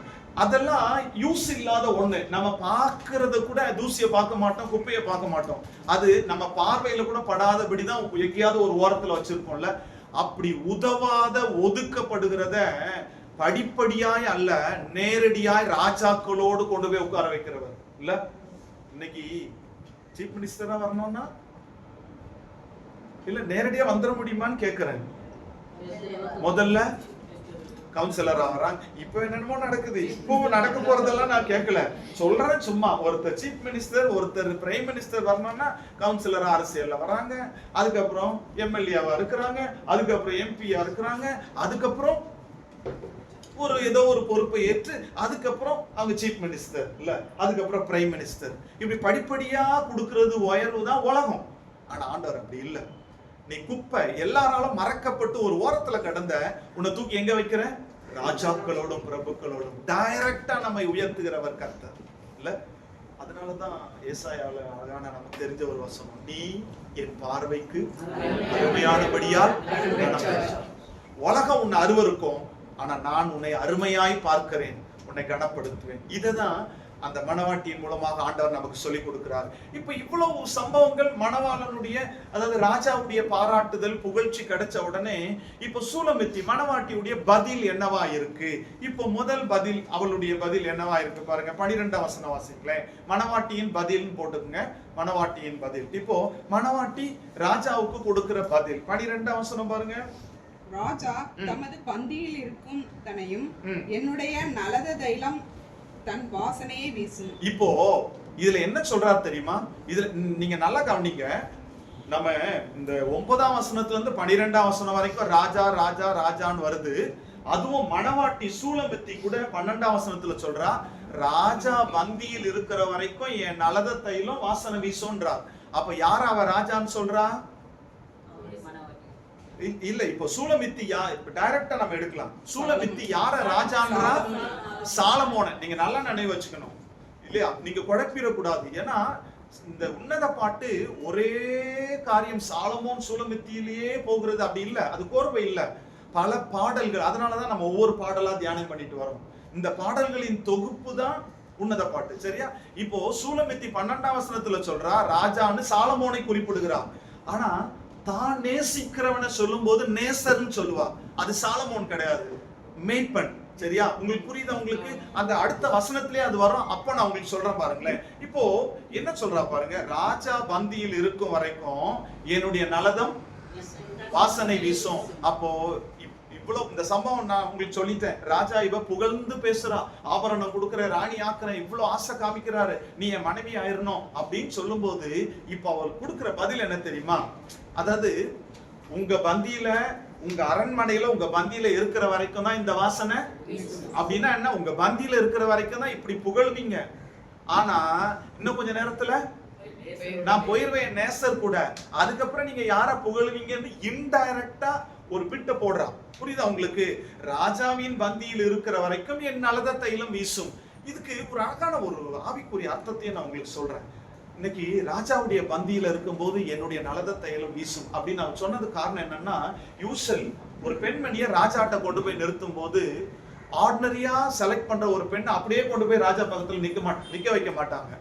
அவளுக்கு சுத்திகரிப்பு உண்டு. 6 மாசம் சுத்திகரிப்பு, 1 வருஷம் சுத்திகரிப்பாங்க. நீங்க எஸ்தர் புஸ்தகத்திலே வாசிக்கலாம்ல. அப்போ அவங்களுக்கு 1 வருஷம் சுத்திகரிச்சு ராஜாவுக்கு முன்னால நிக்கணும்னா கிளீனா நல்ல மேக்கப்போட அவங்கள வந்து நல்ல வாசனை எல்லாம் கொடுத்து ராஜா பக்கத்துல நிக்க வைப்பாங்க. இப்போ இவ அலங்கரிக்கப்பட்டு ராஜா பந்தியில் கொண்டு போய் உட்கார வைக்கப்படுகிறார். இப்ப சொல்றா, ராஜா அரண்மனையில இருக்கிற வரைக்கும் தான் நான் இந்த வாசனைய வீசுவேன், என்ன அலங்காரம் பண்ணி உட்கார வச்சிருக்கிறீங்கன்னு சொல்றா. இதுல நம்ம பரம ராஜாவாகி ஆண்டவருக்கும் நமக்கும் உள்ள ஒரு அழகான ஒரு உறவை நான் உங்களுக்கு சொல்றேன் பாருங்களேன்.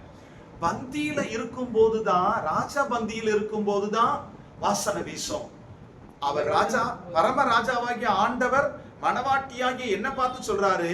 என் பந்தியில இருக்கிற வரைக்கும் நீங்கள் வாசனை வீசுவீர்கள். அவருடைய பந்தி என்னது? ஆண்டவரின் பந்தி. கர்த்தரின் பந்தியில் வா. என்னது? பாட்டு மட்டும் பாடிட்டீங்க கூட, என்னதுன்னா இப்ப வரமாட்டீங்க. அவர் பந்தினா என்னது? திருவிருந்து, ராபோஜனம். புரியுதா உங்களுக்கு? அது எவ்வளவு முக்கியம்ன்றத உங்களுக்கு நான் சொல்றேன். ராஜாவின் பந்தியில் இருக்கிற வரைக்கும் தான் மணவாட்டி என்ன பண்ண முடியும்? வாசனை வீச முடியும். நல்லா கவனிங்க, நமக்கு அழகான ஒரு விளக்கம் கொடுக்கிறார். பரம ராஜாவாகிய ஆண்டவரின் பந்தி ராபோஜனம். அதனாலதான் இயேசு அந்த திருவிருந்து ராபோஜனத்தை அழகா சொன்னார். லூக்கா 22 அதிகாரம் 19 வசனத்தை நீங்க வாசித்தீங்கன்னா, லூக்கா 22:19 என்னை நினைவு கூறும்படி இதை செய்யுங்கள். அப்போ எப்பெல்லாம் நம்ம திருவிருந்து எடுக்கிறோமோ ராபோஜனம் சொல்றோம்ல, இந்த பந்தியில நம்ம போய் கலந்து கொள்ளும் போதெல்லாம், திருவிருந்து எடுக்கும் போதெல்லாம் யாரை நினைவு கூறணும்? அப்ப யார் பந்தியில யார் கூட சேர்றேன்? ராஜாவின் பந்தியில் அவரோடு சேருகிறேன். அதுதான் லூக்கா 22:19 என்னை நினைவு கூறும்படி இதை செய்யுங்க. இந்த பந்தியை நீங்க அனுசரிக்கணும். ராபோஜனம் உங்களுக்கு அவசியம் தேவை. சில நேரத்துல நம்ம பாருங்களேன், கோச்சுக்கிட்டு எல்லாம் ராபோஜனம் எடுக்க மாட்டோம். இல்ல கோச்சிக்கிட்டு எடுக்க மாட்டோம். ஆனா ஒரு விஷயம் என்னன்னு நான் சொல்றேன்னா, இப்ப கோமா இருக்கும்போது நம்ம எடுக்க மாட்டோம்னு சொல்றோம். ஆனா நம்ம சரியாயிட்டு அதை போய் எடுக்கணும். அதுதான் ஒரு அழகான ஒரு வசனம். உன் காணிக்கையை நீ பலிபீடத்தில் வைத்து விட்டு சகோதரத்தில் ஒப்புரவாகி வந்து காணிக்கை எடுத்து செலுத்து. அப்ப இதெல்லாம் எங்கேயே நடக்கிறது? சர்ச்சுக்குள்ளேயே நடந்துடணும். நம்ம எப்படி தெரியுமா? இன்னைக்கு எனக்கு ஹஸ்பண்டோடு சண்டை போட்டு விட்டேன், இப்ப கொஞ்சம் ஒரு கசப்பு வந்து விட்டது, ஆனால் என்னால் இன்றைக்கு எடுக்க. அப்போ இன்னைக்கு நான் ஒப்புரவாகல. யார் பந்தியில? யாரோட இணையில? ராஜாவின் பந்தியில இணையில செய்யல. ராஜாவின் பந்தியில இணையிலன்னா ஒரு விஷயம் ஞாபகம் வச்சுங்க, என் வாசனை வீசாது. நான் மணவாட்டியா இருக்க முடியாது. வாசனை வீசலன்னா வாசனைக்கு ஆப்போசிட் நாத்தம் இல்ல. வாசனை வீசலன்னா அடுத்து வீசுறது எது? துர்நாற்றம். அதான் நற்கந்தம் துர்க்கந்தம் பைபிள்ல இருக்கு இல்ல.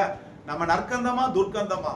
அவரோடு பந்தியில் இணைய தவறும் போது துர்க்கந்தம் துர்நாற்றம், ஆனா அவரோடு பந்தியில் இணையும் போது நற்கந்தம். எப்படி நான் பந்தியில இணையிறது? அவருடைய பந்தியாகிய திருவிருந்துல எப்படி இணையிறது? இன்னொரு விஷயம் சொல்லிடுறேன். நம்ம நினைக்கிறோம் நான் தப்பு பண்ணிட்டு எடுக்க மாட்டேன்னு. ஆனா ஒரு விஷயம் சொல்லவா? இந்த பந்தியில துரோகிகளும் காட்டி கொடுக்கிறவர்களும் இருப்பாங்க. ஒரு மாதிரி பாக்குறீங்க, நான் வசனம் சொல்றேன், நீங்க வேற மாதிரி சொல்லிடக்கூடாது. லூக்கா 22 அதிகாரம் 21 வசனம் பாருங்க. இது இயேசுவே சொன்னாருங்க. என் பக்கத்துல இருக்கிற ஒரு துரோகி, என் பக்கத்துல என்ன காட்டி கொடுக்கிறவன் இந்த பந்தியில கையிடுவான். இல்ல வாசிங்க பார்க்கலாம்.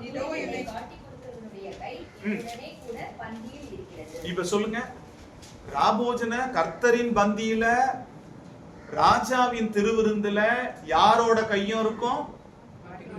காட்டி கொடுக்கிறவனா துரோகிகளுடைய கையும் இருக்கும், எட்டப்பனுடைய கையும் அதுல இருக்கும். அதை நான் தீர்மானிக்க வேண்டியது இல்லை. அப்போ துரோகிகளுடைய கையும் அதுல இருக்கும்னா அப்ப நான் எப்படி இருக்கணும்? எவ்வளவு பரிசுத்தமா என்னை சரிபடுத்தி கொண்டு அங்க போய் உட்காரணும். நீங்க யோசிச்சு பாருங்க. அப்போ கர்த்தரின் பந்தியில குடிகாரனும் இருப்பான், சிகரெட் குடிக்கிறவனும் இருப்பான், கெட்ட வார்த்தை பேசுறவனும் இருப்பான், காட்டி கொடுக்கிற துரோகிகளும் அதில் இருப்பாங்கன்றதை ஆண்டவர் சொல்லிட்டாரு. ஆனா கர்த்தரின் பந்தியில நீ போகும்போது உன்னை சுத்தவானாய் காத்துக்கொள், பக்தியோடு பரிசுத்தத்தோடு போ. கசப்பு வைராக்கியம் இருந்தா அதை சீர்படுத்திக்கொள். இல்ல ஒரு பேர்ல மனத்தாங்கல் இருந்தா அதை முடிச்சுட்டு போறதுக்குள்ள அவங்க மேல கசப்பு இல்லாம அவங்களுக்கு கை கொடுத்த ஹலோ ஹாய் சொல்லிடலாம். அவங்க நம்மகிட்ட பேசுறாங்களோ இல்லையோங்க, நம்ம எப்படி தெரியுமா? நிறைய நேரத்துல நம்ம ஹியூமன் என்ன தெரியுமா சொல்லும்?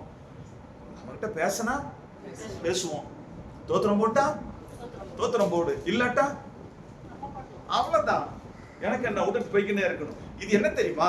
இது இப்படி இல்லாம நான் கணம் பண்றதுல முந்திக்கொள்ளணும்.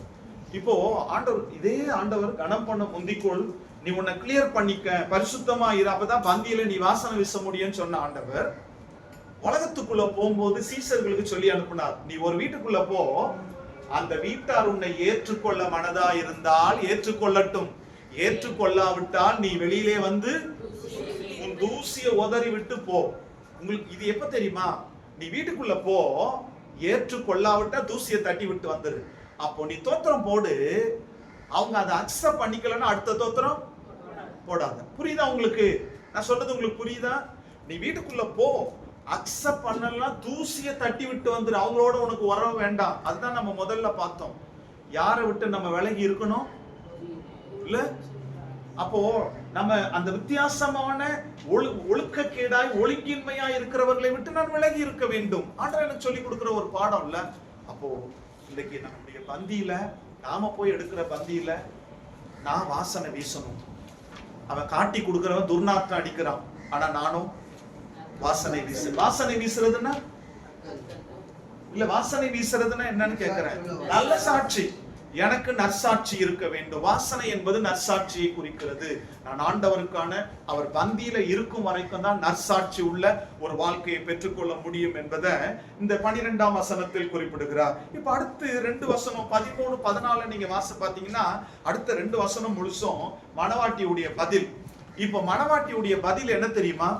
இந்த வசனத்திலே மணவாட்டி பதில் கொடுத்துட்டு நான் வாசனை வீசுவேன்னு சொல்லிட்டு அடுத்து 13ஆம் வசனம் 14ஆம் வசனத்துல ஒரு வித்தியாசமான பதில கொடுக்கிறான். நான் முதல்ல உங்களுக்கு சொன்னேன்ல, சாலமோன் வந்து இவளுக்கு ஆசை காமிச்சு நான் உனக்கு தங்கம் வெளியில எல்லாம் கொடுப்பேன் அப்படின்னு சொன்ன உடனே, ராஜா உங்க பந்தியில இருக்கிற வரைக்கும் தான் நான் வாசனை வீச முடியும் இவ்வளவு சொன்னவன், இப்ப 13ஆம் வசனம் 14ஆம் வசனத்தை நீங்க வாசி பாத்தீங்கன்னா ஒரு வித்தியாசமான பதில கொடுக்கிறார். வாசிக்கலாமா? 13, 14 வாசிங்களேன். என் நேசர் எனக்கு என் ஸ்தனங்களின் நடுவில் தங்கும் வெள்ளை போல சென்று, என் நேசர் எனக்கு எங்கேரி ஊர் திராட்சை தோட்டங்களில் முளைக்கும் மருதோன்றி பூங்கொத்து. இப்போ இந்த மணவாட்டி சொல்லுகிற 2 செயல்கள் இதுல நம்ம வாசிக்கிறோம்.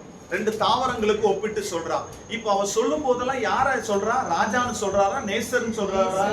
நேசர் யாரு? அவன் விரும்பின மேய்ப்பன். புரியுதா உங்களுக்கு? அதாவது ஒருவேளை இந்த இடம் சாலமோனா இருந்திருந்தால் முந்தின வசனத்துல ராஜா பந்தின்னு சொன்னவ இப்போ சொல்லியிருக்கலாம், என் ராஜா எனக்கு பிடிக்கும் அப்படின்னு சொல்லியிருக்கலாம். என் நேசர் அப்ப என்ன சொல்ல விரும்புறான்னா, நீங்க என்னதான் என்ன ஆசை காட்டி இழுக்க நினைச்சாலும் நான் உங்களுக்கு சொந்தம் இல்ல. யாருக்கு சொந்தம்? என் நேசருக்கு சொந்தம், என் மேய்ப்பனுக்கு மட்டும்தான் சொந்தம். அவர் என்னை கூட்டிட்டு போவாரு, நான் அவரோடு வாழுவேன். அந்த ஒரு உறுதியான ஒரு வாழ்க்கை அவளுக்குள்ள இருக்கு.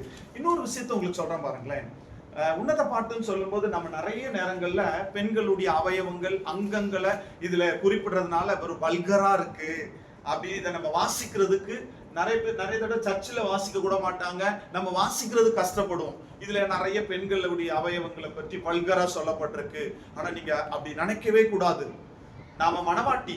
இந்த உலகத்துல இருக்கிற எல்லா கிறிஸ்தவங்களுக்கும் பேரு மணவாட்டி. மணவாட்டி எப்படிப்பட்ட வாழ்க்கை வாழணும்ன்றத பெண்களுடைய அவயவங்களை வைத்து ஒரு ரகசியத்தை சொல்றாரு. இப்போ நான் இதுலயே நான் உங்களுக்கு கொடுக்கும் போது உங்களுக்கு நல்லாவே புரியும் பாருங்களேன். அதனால இது வல்கரா இருக்கேன்னு நீங்க யோசிக்காதீங்க. எந்த அளவுக்கு மணவாட்டியாகிய நாம வாழணும்ன்ற வாழ்க்கைய இன்டைரக்டா ஆண்டவர் அவ்வளவு க்ளோஸ் ரிலேஷன்ஷிப்பா நம்ம கொடுத்திருக்கிறார் என்ற அந்த ஒரு நினைவை நம்ம மனசுக்குள்ள வச்சுக்கலாம். இப்ப 13ஆம் வசனத்தை நீங்க வாசி பாத்தீங்கன்னா அதுல சொல்வா பாருங்களேன், என் நேசர் வந்து என் ஸ்தனங்களுக்கு நடுவே வெள்ளை போல சென்று. இது இந்த ஸ்தனங்கள் என்பது நமக்கு தெரியும், பிரஸ்ட், மார்பகங்களை குறிக்குது. நம்ம இதெல்லாம் வாசித்த உடனே ஐயோ வல்கரா இருக்குல்ல, சேஸ்தானம் நம்மலாம் போட்டிருக்கு. நீங்க தயவு செய்து அப்படி நினைக்காதீங்க. இதுக்கு ஆவிக்குரிய அழகான அர்த்தத்தை சொல்றாரு. நம்ம தேடி வாஸ்தாதாங்க சில விஷயங்களுக்கு புரியும். அது புரியாம அசிங்கமா இருக்கு, இப்படி வல்கரா சொல்லியிருக்கு அப்படின்னு நீங்க நினைக்க கூடாது. இந்த ஸ்தனம் என்பதற்கு பைபிள் கொடுக்கிற அழகான ஆவிக்குரிய ஒரு விளக்கத்தை நான் உங்களுக்கு கொடுக்குறேன் பாருங்களேன். இது நமக்கு நான் சொன்னேன் இல்லையா, அந்த பிரஸ்ட குறிக்க அப்படின்னு சொன்னேன் இல்லையா, இதை குறித்து நம்முடைய வேதாகம் என்ன நமக்கு கற்றுக் கொடுக்கிறது. ஓசியாவின் புஸ்தகம் 2ஆம் அதிகாரம் 2ஆம் வசனத்தை நீங்க வாசித்து பாத்தீங்கன்னா இதுக்கு என்ன பைபிள் கொடுக்குது. அதுக்கு முன்னால இந்த வசனத்தை வாசிக்கிறதுக்கு முன்னால இனிமே நீங்க பைபிள்ல உன்னத பாட்டுல ஸ்தனங்கள் பிரஸ்ட்னு வாசிக்கும் போதெல்லாம் நீங்க நினைவுல வைக்க வேண்டியது, மணவாட்டியாகிய நான் மணவாளன் விரும்புகிற ஒன்றை பெற வேண்டும். அதுக்குதான் அந்த ஸ்தனம் என்பதற்கு ஆவிக்குரிய முதிர்ச்சி. நீங்க ஸ்தனங்கள் பிரஸ்ட்னு போட்டு ஆப்போசிட்ல ஆவிக்குரிய முதிர்ச்சின்னு போட்டுங்க, ஆவிக்குரிய வளர்ச்சி, இல்லாட்டா பரிசுத்த ஆவிக்குரிய வாழ்க்கைன்னு போட்டுங்க, ஆவிக்குரிய முதிர்ச்சி. அப்ப எங்கெல்லாம் நம்ம உன்னத பாட்டுல ஸ்தனங்கள் பிரஸ்ட்னு வாசிக்கிறோமோ அங்கெல்லாம் நாம நினைக்க வேண்டியது, என் பரம மணவாளனை திருப்திப்படுத்துகின்ற ஆவிக்குரிய முதிர்ச்சி எனக்கு தேவை. புரியுதா உங்களுக்கு? இது அழகானதா அசிங்கமானதா? இல்ல இப்ப நான் சொன்னது பரம மணவாளனை திருப்திப்படுத்த ஆவிக்குரிய முதிர்ச்சி தேவையா வேணுமா வேண்டாமான்னு கேக்குறேன். எவ்வளவு வேணும் இல்ல? இதெல்லாம் நம்ம நிறைய நேரத்துல மறந்து இதுக்கு இடம் கொடுக்காம போறோம். இப்போ இதுக்கான விளக்கத்தை ஓசியா 2ஆம் அதிகாரம் 2ஆம் வசனம் வாசிங்களேன். உங்கள் தாயோட வளப்பாடுங்கள், அவள் எனக்கு மனைவியும் அல்ல, நான் அவளுக்கு புருஷனும் அல்ல, அவள் தன் வேசித்தனங்களை தன் முகத்தினின்றும், இந்த லைனை நீங்க நல்லா கவனிங்க, வேசித்தனத்தை முகத்தினின்றும் தன் விபச்சாரங்களை தன் ஸ்தனங்களின் நடுவினின்றும் விலக்கி போட கடவுள். நல்லா கவனிங்க, இந்த ஓசியா 2ஆம் அதிகாரம் 2ஆம் வசனத்துல இஸ்ரவேலை ஒரு பெண்ணாய் பாவித்து மணவாளனாகி ஆண்டவர் சொல்றாரு, அவ விபச்சாரம் பண்றா, வேசித்தனம் பண்றா. விபச்சாரம் வேசித்தனம் என்பது இது விக்கிரக ஆராதனை என்ற பாவம். உங்களுக்கு புரியுதா? அப்போ இஸ்ரவேல் ஒரு பெண், விபச்சாரம் வேசித்தனம் என்பது விக்கிரக ஆராதனை பாவம். இப்ப சொல்றாரு, உன் விபச்சார வேசித்தனத்தை உன் ஸ்தனங்கள்ல இருந்துன்னா உன் பிரஸ்ட்ல இருந்து நீ எடுத்து போடு அப்படின்னு சொல்றாரு. அது மீன்ஸ் என்ன? ஆவிக்குரிய வாழ்க்கையை நான் விரும்புறேன், அதை கெடுக்கிற பாவத்தை மனசுக்குள்ள இருந்து எடுத்து போடு. புரியுதா உங்களுக்கு? அப்போ இதுல என்ன சொல்ல வர்றாருன்னா, இஸ்ரவேல் என்ற பெண் ஆவிக்குரிய வாழ்க்கை வாழக்கூடாதபடி அவளுக்குள்ளே பாவம் வந்து விடுகிறது. அது பாவம் தான் இந்த விபச்சாரம் வேசித்தனம் விக்கிரக ஆராதனை. சோ அதை உன்னிலிருந்து அகற்றி போடு. இன்னும் சரியா உங்களுக்கு புரியும்படி சொன்னோம்னா, உன் இருதயத்துல ஆவிக்குரிய வளர்ச்சி இல்லாம என்னென்ன பாவம் தடை செய்தோ அது எல்லாத்தையும் நீ பிடுங்கி எறிந்து போடு. சோ ஆவிக்குரிய வளர்ச்சி தேவை, ஆவிக்குரிய வளர்ச்சி தேவை. இன்னொரு உங்களுக்கு உதாரணம் கொடுக்கணும்னா, நீங்க உங்க மனசுக்குள்ள வச்சுக்கோங்களேன், ஒரு பெண்ணு தன்னுடைய குழந்தைய பாலூட்டி வளர்க்கிறான். பாலூட்டுகிறாள்னு சொல்லுவோமா, பாலூட்டி வளர்க்கிறாள்னு சொல்லுவோமா? ஆன்சர் வரல. பெண் குழந்தைக்கு பாலூட்டுறான்னு சொல்லுவோம், பாலூட்டி வளர்த்தான்னு சொல்லுவோமான்னு கேக்குறேன். பாலூட்டி வளர்க்கிறான். நல்லா ஞாபகம் வச்சுங்க, ஒரு பெண் தன்னுடைய பிள்ளையை பாலூட்டி வளர்க்கிறாள். இல்ல, மணவாளனை திருப்திப்படுத்த இன்னைக்கு பெண் ஆகிய மணவாட்டி ஆகிய நானு என் ஆவிக்குரிய வாழ்க்கையில் வளர வேண்டும். புரியுதா உங்களுக்கு? அதுதான் பிரஸ்ட். புரியுதா? ஆவிக்குரிய வளர்ச்சி, ஆவிக்குரிய வளர்ச்சி, பரிசுத்தம் தேவை. அதனால இது ரொம்ப வல்கரா இருக்கு உன்னத பாட்டுல அப்படி நீங்க யோசிக்க வேண்டாம். நம்மள மனவாட்டியா வச்சுக்கங்க, நான் ஒரு மனவாட்டி, நீங்க ஒரு மனவாட்டி. அப்போ அவர் என் ஸ்தனங்கள் நடுவிலே வெள்ளை போல சென்றுனா என்ன? அதுக்கு நான் உங்களுக்கு விளக்கம் கொடுக்கும் போது உங்களுக்கு தெரியும் பாருங்களேன். என்னுடைய ஆவிக்குரிய வளர்ச்சி இருந்தால், முதிர்ச்சி இருந்தால், அவர் வெள்ளை போல சென்றாக என் இருதயத்திற்குள் வந்து தங்குவார். அதுதான் இதனுடைய அழகான ஒரு விளக்கம். இப்போ ஆவிக்குரிய வளர்ச்சி நமக்கு தேவை என்பதை வேதம் குறிப்பிடுகிறது. அதனாலதான் நம்ம 1 தெசலோனிக்கர் 5ஆம் அதிகாரம் 19ஆம் வசனத்துல வாசிக்கிறோம்ல, நமக்கு தெரியும். நான் ஸ்டார்ட் பண்ணணும்னா முடிச்சிருவீங்க. ஆவியை அவித்து போடாது. அவித்து போடுறதுன்னா அவித்து உஃப்னு ஊதி அணைச்சிடுறது. புரியுதா? ஆவியை நீங்க அணைச்சிடாதீங்க. உங்க ஆவி எப்படி இருக்கட்டும்? எரிஞ்சுக்கிட்டே இருக்கட்டும். அதான் ரோமருக்கு பரிசுத்த பவுல் சொல்வான் 12ஆம் அதிகாரம் 11ஆம் வசனத்துல, நீங்க ஆவியில அனலா இருங்க, குளுந்து போயிடாதீங்க, அனலா இருங்க. அப்ப கிறிஸ்தவே ஆவிக்குரிய வாழ்க்கையில முதிர்ச்சி அடைய வேண்டும், வளர்ந்திருக்க வேண்டும். இப்போ ஆவிக்குரிய வாழ்க்கை வளரணும்னா என்ன பண்ணணும்? இல்ல, ஆவிக்குரிய வளர்ச்சிக்கு நான் என்ன செய்ய வேண்டும் கேட்கிறேன். வேதத்தை வாசிக்கணும், ஜெபிக்கணும், அவரோடு உள்ள உறவுல நான் சரியாகணும். இல்ல, அவர் விரும்புகிறதை செய்யும் போது என் ஆவிக்குரிய வாழ்க்கை வளர்ந்து பெருகும். இன்னைக்கு ஆவிக்குரிய வாழ்க்கையில நான் வளர்ந்து இருக்கிறேனா? அந்த ஆவிக்குரிய வளர்ச்சியை அவர் நம்மிடத்தில் எதிர்பார்க்கிறார். இப்போ இந்த வெள்ளை போல சென்றுன்னு சொல்றாள்ல, என் சனங்களுக்கு நடுவே அவர் வெள்ளை போல சென்று. வெள்ளை போலம்னா பைபிள்ல நிறைய இடத்துல வெள்ளை போலம் வருது. நான் கொஞ்ச நாளுக்கு முன்னால உங்களுக்கு அபிஷேகம் அப்படின்ற ஒரு தலைப்புல ஒரு மெசேஜ் எடுத்தேன், ஞாபகம் இருக்கா? அபிஷேகத்திற்கான பொருட்கள் 3 விதமான பொருட்கள் சொன்ன. வெள்ளை போலம், கருவாப்பட்டை, லவங்கப்பட்டை எல்லாம் போட்டு பிரியாணி தாளிக்க வேண்டும். அபிஷேக தைலத்துல வெள்ளை போலம், கருவாப்பட்டை, லவங்கப்பட்டை, வசம்பு, இவைகள் அபிஷேக தைலத்தில் இருக்க வேண்டிய பொருட்கள். இல்ல, அதுல நான் உங்களுக்கு விளக்கம் கொடுத்தேன் வெள்ளை போலம்னா என்னன்னு. இப்ப நான் சொல்றேன், இத சொன்ன பிறகு நான் கோர்வையா உங்களுக்கு ஒரு விளக்கம் கொடுக்கிறேன். எவ்வளவு அழகான அர்த்தத்தை வச்சிருக்காரு நீங்க சொல்லுங்களேன். வெள்ளை போலம் என்பது பாலஸ்தீன தேசத்துல வறண்ட பகுதி, பாலஸ்தீனாவின் வறண்ட பகுதியில பால்சம் என்ற ஒரு மரத்திலிருந்து வடிகிற பிசின். ஓகே, வெள்ளை போலம் என்பது பால்சம் என்ற மரத்திலிருந்து வடிகின்ற பிசின். இந்த முருங்கை மரத்துல எல்லாம் பிசின் வரும், பார்த்திருக்கீங்களா? அப்படி தட்டி விட்டீங்கன்னா பிசின் நிறைய வரும். அந்த மாதிரி வெள்ளை போளம் என்பது பாலஸ்தீன தேசத்தில் பால்சம் என்று சொல்லக்கூடிய மரத்திலிருந்து வடிகின்ற பிசின். அந்த பிசின் வெண்மையா இருக்கும். அந்த வெண்மையான பிசினை அவங்க பயன்படுத்தி வாசனை பொருளா உபயோகிப்பாங்க, திரவமாகவோ திட பொருளாகவோ. அதுதான் வெள்ளை போளம். சரியா? அந்த பிசினை, வெண்மையான பிசினை பதப்படுத்தி அதை வாசனை பொருளா பயன்படுத்துவாங்க. இதுதான் வெள்ளை போளம். இப்ப வெள்ளை போளம் என்பது பைபிள்ல எதை குறிக்கிறது? இப்போ உங்களுக்கு 2 வசனம் கொடுக்கிறேன். வெள்ளை போளம் என்பது பைபிள்ல பரிசுத்தத்தை குறிக்கிறது. சரியா? வெள்ளை போளம் என்பது பரிசுத்தத்தை குறிக்கிறது. 2 வசனம் கொடுக்கிறேன், நோட் பண்ணிக்க. மத்தேயு 2ஆம் அதிகாரம் 11ஆம் வசனம், மத்தேயு 2:11, யோவான் 19:39. யோவான் 19:39. இதுல என்ன வாசிக்கிறோம்னா, மத்தேயு 2:11 இயேசு பிறந்தபோது வெள்ளை போளத்தை காணிக்கையா கொடுத்தார்கள்.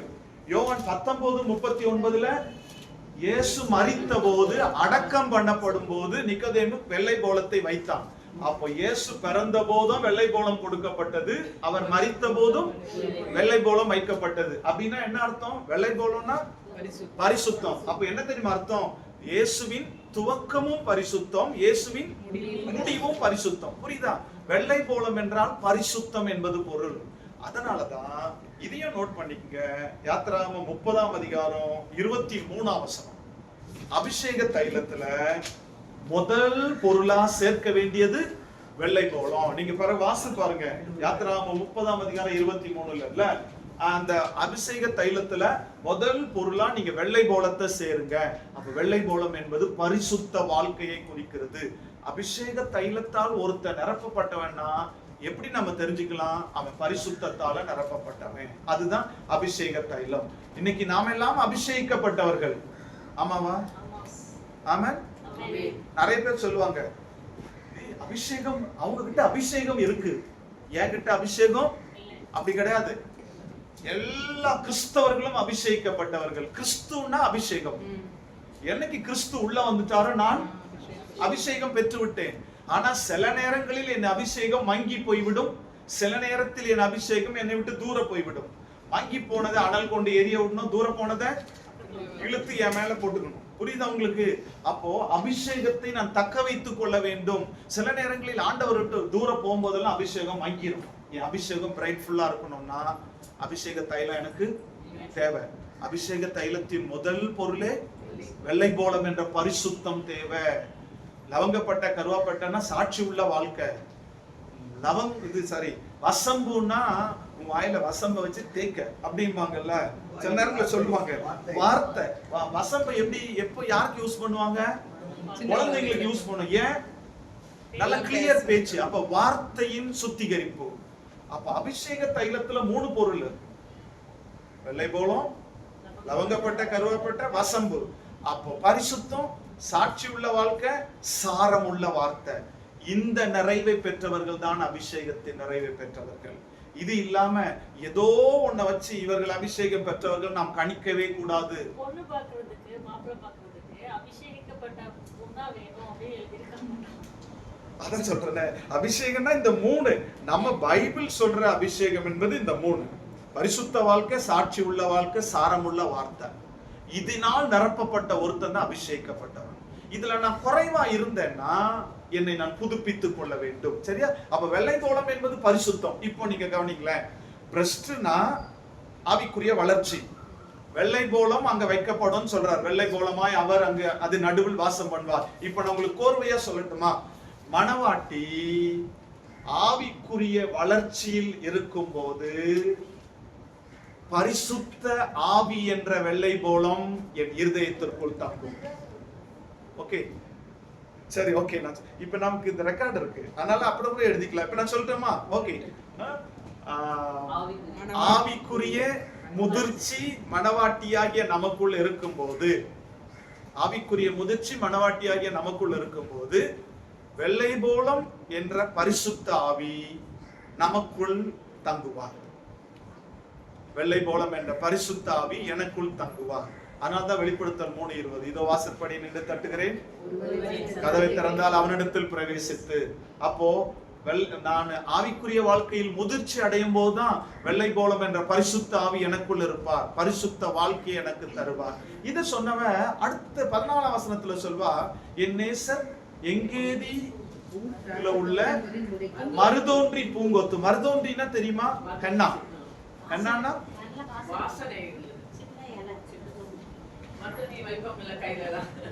மருதோன்றினா ஹென்னா.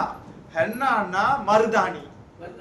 நம்ம கையில எல்லாம் வைக்கிறோம்ல, அதுதான் மருதோன்றி. பழைய காலத்து நீங்க வேற மாதிரி யோசிச்சிடாதீங்க. மருதோன்றினா மருதாணி. ஓகேவா? இது பாலஸ்தீன வனாந்திரத்துல, அது எங்கேதி வனாந்திரத்துல, நம்ம பாலஸ்தீனத்துல எங்கேதி ஒரு வனாந்திரம். அங்க மருதோன்றினா நான் ஞாபகம் வச்சுங்க, அது வேற. நீங்க சொல்றது அது இல்ல. மருதோன்றி நீங்க பூல கட்டுவாங்கன்றது அது வேற, நீங்க சொல்றது அது வேற ஒரு இது. மருதோன்றி அப்படின்னா அதான் சொல்றேன், மருதோன்றி என்பதற்கு ஆங்கில வேர்டு ஹென்னா. ஹென்னான்னா மருதாணி. புரியுதா உங்களுக்கு? நீங்க யூடியூப்ல போய் போட்டு பாருங்க, ஹென்னான்னு போட்டு பாருங்க, மருதாணி பூதான். இப்போ இன்னொரு விஷயம் இருக்குதுல்ல, அதான் ஹென்னா பவுடர்னு சொல்லுவாங்க. இப்போ மரிக்கொழுந்து அவங்க சொல்றது அது வேற. மரிக்கொழுந்து. மருதோன்றின்றது மருதாணி. இப்ப எங்கேதின்ற வனாந்தரம் இஸ்ரேல்ல இருக்கு நிறைய இடத்துல. இப்ப அது இஸ்ரேல்ல கொடுக்கப்பட்ட ஒரு இடம் தான் எங்கேதி. எங்கேதில நிறைய அந்த வனாந்தரத்துல முளைக்கிறது என்னன்னா மருதோன்றி. மருதோன்றி பூங்கொத்துன்னா மருதாணி பூ பார்த்திருக்கீங்களா? தனியா பூக்காது, கொத்து கொத்தா இருக்கும், பார்த்திருக்கீங்களா? செண்டு மாதிரி இருக்கும், பார்த்திருக்கீங்களா? அதாவது அப்படியே அப்படியே ஒரு செண்டா இருக்கும். அது பூத்தாவே ரொம்ப வாசனையா இருக்கும். ஆக்சுவலி இந்த மருதாணி பூவை ஏன் இப்படி இங்க சொல்லப்பட்டிருக்குன்னா, பண்டைய காலத்துல, சோ இதை நீங்க மனசுல வச்சுக்கோங்க, பழங்காலத்துல பண்டைய நாட்கள்ல எல்லாம் என்ன செய்வாங்களாம், கல்யாணம் ஆகும்போது ஒரு மணவாட்டிய நறுமண பொருளை வச்சு வாழ்த்துவாங்க. இப்ப நீங்க எல்லாம் வாழ்த்து பாடுறீங்கல்ல, பூ எல்லாம் போட்டு என்ன பாட்டு பாடுவீங்க? ரோஜா பூ வாசம் போடுறீங்கல்ல, அந்த மாதிரி நீங்க போடுறது பழங்காலத்து வழக்கம். பழங்காலத்துல என்னன்னா, பெண்களை கல்யாணம் ஆகிற ஒரு மணவாட்டி என்ன செய்வாங்களா, நறுமண பொருட்களை வச்சு வாழ்த்துவாங்களாம். வாழ்த்திட்டு அந்த பூவெல்லாம் வச்சு அவங்க மேல போடுவாங்களாம். அப்படி போடுற பூக்கள்ல உன்னதமா வைக்கிற, பண்டைய காலத்துல உன்னதமா வைக்கிறது மருதோன்றி பூங்கொத்து. ரொம்ப ஸ்மெல் இருக்கும், குட்டி குட்டி பூவா கொத்தா இருக்கும். இதை அவங்க மேல போட்டு வாசனை. நீ எப்படின்னா, எதுக்கு மருதோன்றி அவங்க மேல போட்டு அப்படி பாடுவாங்கன்னா, வாழ்த்துவாங்கன்னா, மருதோன்றி வாசனை உள்ளது, மருதோன்றி மருத்துவ குணமுடையது. அப்போ நீ நல்ல சாட்சி, நல்ல உன் வாழ்க்கை வாசனை வீசி சுகமான வாழ்க்கை உனக்கு இருக்கணும் அப்படின்றதுக்காக தான் மணவாட்டிய வாழ்க்கை மருதோன்றிய போடுவாங்க. புரியுதா? நல்ல வாசனை வீசி, வாசனை வீசினா நற்சாட்சியோடு உன் வாழ்க்கையை நடத்தி, நல்ல வாசனை வீசி சுகமான வாழ்க்கை. ஸோ அது மெடிசினல். அந்த பூவில் நிறைய மெடிசினல். அது ஒரு அதனால என்ன பண்ணுவாங்கன்னா, நமக்கு அது மருத்துவ குணம்னா நமக்கு சுகமான ஒரு வாழ்க்கை தானே. அப்ப நீ வாசனை வீசி சுகமான ஒரு வாழ்க்கை வாழணும்னு சொல்லி பண்டைய காலத்துல இருந்து அது பழக்கமா இந்த மருதோண்டியை கொடுத்து இன்னைக்கு நம்ம செய்யறோம்ல, கொடுப்பாங்க, இப்பயும் கொடுப்பாங்க, இப்பயும் அதெல்லாம் செய்யறாங்கல்ல. அப்போ இதுல நமக்கு அதான் மருதாணி, அதுதான் மருதாணி வைக்கலாமா, அது அவங்கவுங்களோட இஷ்டம். இப்ப என்ன சொல்றேன்னா, வச்சு அலங்காரம் படுத்திக்க கூடாது. இப்ப நான் அது அப்படி நான் உள்ள போயிட்டேன்னா இப்போ அடுத்து இன்னொரு 1 hour ஓடிடும் இல்லையா? அதனால நான் என்ன சொல்றேன்னா, உங்களுக்கு அது பயனுள்ளதா, அது ஆடம்பரமா எந்த விஷயமும் என்னை ஆடம்பரப்படுத்துகிறதா இருந்தால், இடரலா இருந்தால் செய்யக்கூடாது. அது ஆடம்பரம் இல்லாமல் இடரல் இல்லாமல் இருந்தால் அக்செப்ட் பண்ணிக்கலாம். புரிஞ்சுச்சா? எனக்கு அது ஆடம்பரமா, மற்றவங்களுக்கு இடரலா.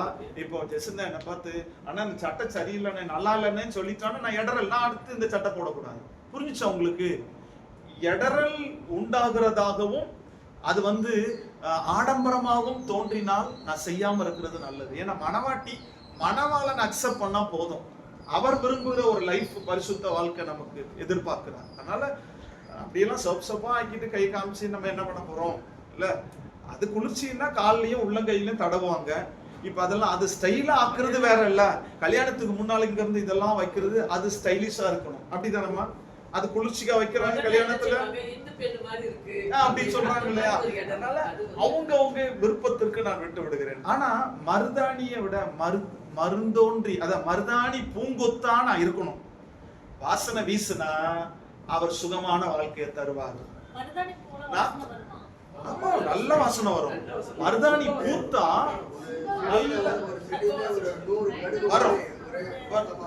எப்படின்னா சின்னதா வரும், நீ பார்த்து பாருங்க போய், அது அப்படியே நிறைய பூக்கும், நல்ல அப்படி கொத்தா இருக்கும், அது வாசமா இருக்கும். மல்லிப்பூ எப்படி வாசனை வருது அந்த மாதிரி ஒரு ஸ்மெல், நல்ல ஸ்மெல். எங்க வீட்டு பக்கத்துல அந்த ஆன்டி வீட்டுல இருக்கு, அது அடிக்கடி பூக்கும். வெளியே வரும்போதே ஸ்மெல்லா இருக்கும், நல்ல வாசனையா இருக்கும் பக்கத்து வீட்டுல. சோ அது என்னன்னா வாசனைக்கு, சோ ஒரு நல்ல சாட்சிக்கும் ஒரு சுகமான வாழ்க்கைக்கும் ஒப்பிட்டு சொல்கிறார். என் நேசர் மருதோன்றி பூங்கொத்து அப்படின்னா, நான் ஒரு அழகான ஒரு கனெக்ஷன் உங்களுக்கு கொடுக்கணும்னா, நான் ஆவிக்குரிய முதிர்ச்சி அடையும் போது வெள்ளை போலமாகிய பரிசுத்தாவி எனக்குள் வந்து விடுவார். அவர் மருதோன்றியா எனக்குள் இருந்து என்னை வாசம் வீச செய்வார். சுகமான வாழ்க்கை எனக்கு தந்தருள்வார். சோ கர்த்தர் நம்மை நடத்துவார். இது திரும்பி இன்னொரு தடவை சொல்லணுமா? ஓகே, மெதுவா நான் சொல்றேன், இப்ப நோட் பண்ணிக்கங்க. நான் ஆவிக்குரிய முதிர்ச்சியில் வாழும்போது வெள்ளை போலமாகிய பரிசுத்தாவி எனக்குள் வருவார். மருதோன்றியை போல பரிசுத்தாவி எனக்குள் வருவார். வாசனை வீச செய்வார். மருதோன்றியை போல வாசனை வீச செய்வார். சுகமான வாழ்க்கையை தந்தருளுவார். ஓகே, சுகமான வாழ்க்கையை தந்தருளுவார். அதனாலதான் 2 கொரிந்தியர் அந்த 2ஆம் அதிகாரம் 15ல பவுல் சொல்லுவாங்க கொரிந்து சபைக்கு, நாங்கள் கிறிஸ்துவின் நற்கந்தமாய் இருக்கிறோம் சொல்லுவார். நாங்க அவருக்காக வாசனை வீசக்கூடிய நற்கந்தமாய் இருக்கிறோம். சோ மணவாட்டி, நான் அவருக்காக வாசனை வீசக்கூடிய ஒரு நற்கந்தமாய் நம்மை அர்ப்பணிக்கும் போது, மணவாளனோடு இணைந்து அவருடைய பாராட்டுதலை பெற்று அவரோடு இணைந்த ஒரு வாழ்க்கையை வாழ முடியும். 3ஆம் பாடல் முடிந்து விட்டது. அடுத்த பாட்டு 4ஆம் பாடல். ஏன்னா நம்ம பாடலா போனாதான், இப்ப உங்களுக்கு இந்த பாடல் போது இப்படி புரியுது இல்லையா?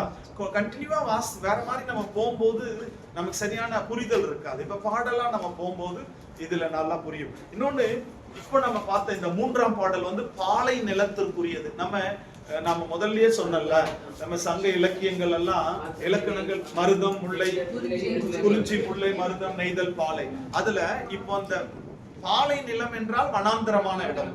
நம்ம 4ஆவது பாடல் முல்லை நிலத்திற்கான பாடலா தான் நம்ம பார்க்க போறோம். அடுத்த பாடலை நம்ம பார்க்க போறோம். சோ இதெல்லாம் எப்படி நம்ம திராவிட கலாச்சாரம், நம்ம கிறிஸ்டியானிட்டி பைபிளோடு எவ்வளவு இணைஞ்சு இருக்குன்றத நம்முடைய வேதம் மறுபடியும் நமக்கு நினைவுபடுத்துகிறது. சோ கர்த்தர் கரத்துல கொடுப்போம், கர்த்தர் நம்மை நடத்துவார். ஜெபம் செய்வோம். எங்களை நேசிக்கிற நல்ல தகப்பனே, இந்த நல்ல நாளுக்காக நாங்க நன்றி செலுத்துகிறோம். கர்த்தர் எங்களுக்கு ஏற்படுத்தி கொடுத்த அந்த நல்ல தருணத்திற்காக நாங்க நன்றி செலுத்துகிறையா. என் வேதத்தை ஆராய்ந்து பாருங்கள், அதனால் உங்களுக்கு நித்திய ஜீவன் உண்டு என்று சொல்லி இருக்கிறீரே. தெசலோனிக்கே சபையார், ஆண்டவரே, பெரோயா சபையார் வேதத்தை ஆராய்ந்து பார்த்ததினால் தெசலோனிக்கே சபையை விட நற்குணசாலிகளாய் மாறினார்களே. நாங்கள் வேதத்திற்கு எங்கள் வாழ்க்கையை அர்ப்பணம் செய்கிறோம். புதைந்து கிடக்கிற ரகசியங்களை எங்கள் கண்கள் காண, எங்களுடைய மனக்கண்களை திறந்து எங்களுடைய இருதயத்தின் ஆழத்தை கர்த்தர் விருத்த சேதனப்படுத்தி நடத்துவீராக. கற்றுக்கொண்டவைகளை நாங்கள் நிலைத்திருக்க கிருபை செய்யும். அந்த நற்சாட்சி பெற்ற நற்கந்தமுடைய ஒரு மணவாட்டியாய், மணவாளனாகிய உம்முடைய பாராட்டுதலை பெற்றுக்கொள்ள எங்களை ஒருமுறையாய் தகுதிப்படுத்திக் கொள்ளுகிறோம், பரிசுத்தப்படுத்திக் கொள்ளுகிறோம். நீர் எதிர்பார்க்கிற பரிசுத்த ஜீவியத்தை தந்தருளும். வந்த ஒவ்வொருவரையும் ஆசீர்வதித்து அனுப்பும். சுகமாயங்கள் இருப்பிடங்களுக்கு கடந்து போக கருவை செய்யும். பெரிய காரியங்களை செய்யும். இல்லத்தை திறந்து கொடுத்த அருமையான குடும்பத்தையும் ஆசீர்வதியும். உம் நாமம் மகிமைப்படும். துதிகன மகிமை மக்கள் எடுக்கிறோம். இயேசுவின் மூலம் ஜெபிக்கிறோம் நல்ல பிதாவே. என் ஆத்துமாவே கர்த்தரை ஸ்தோத்திரி, என் உள்ளமே பரிசுத்த நாமத்தை ஸ்தோத்திரி. என் ஆத்துமாவே கர்த்தரை ஸ்தோத்திரி, கர்த்தர் செய்த சகல உபகாரங்களை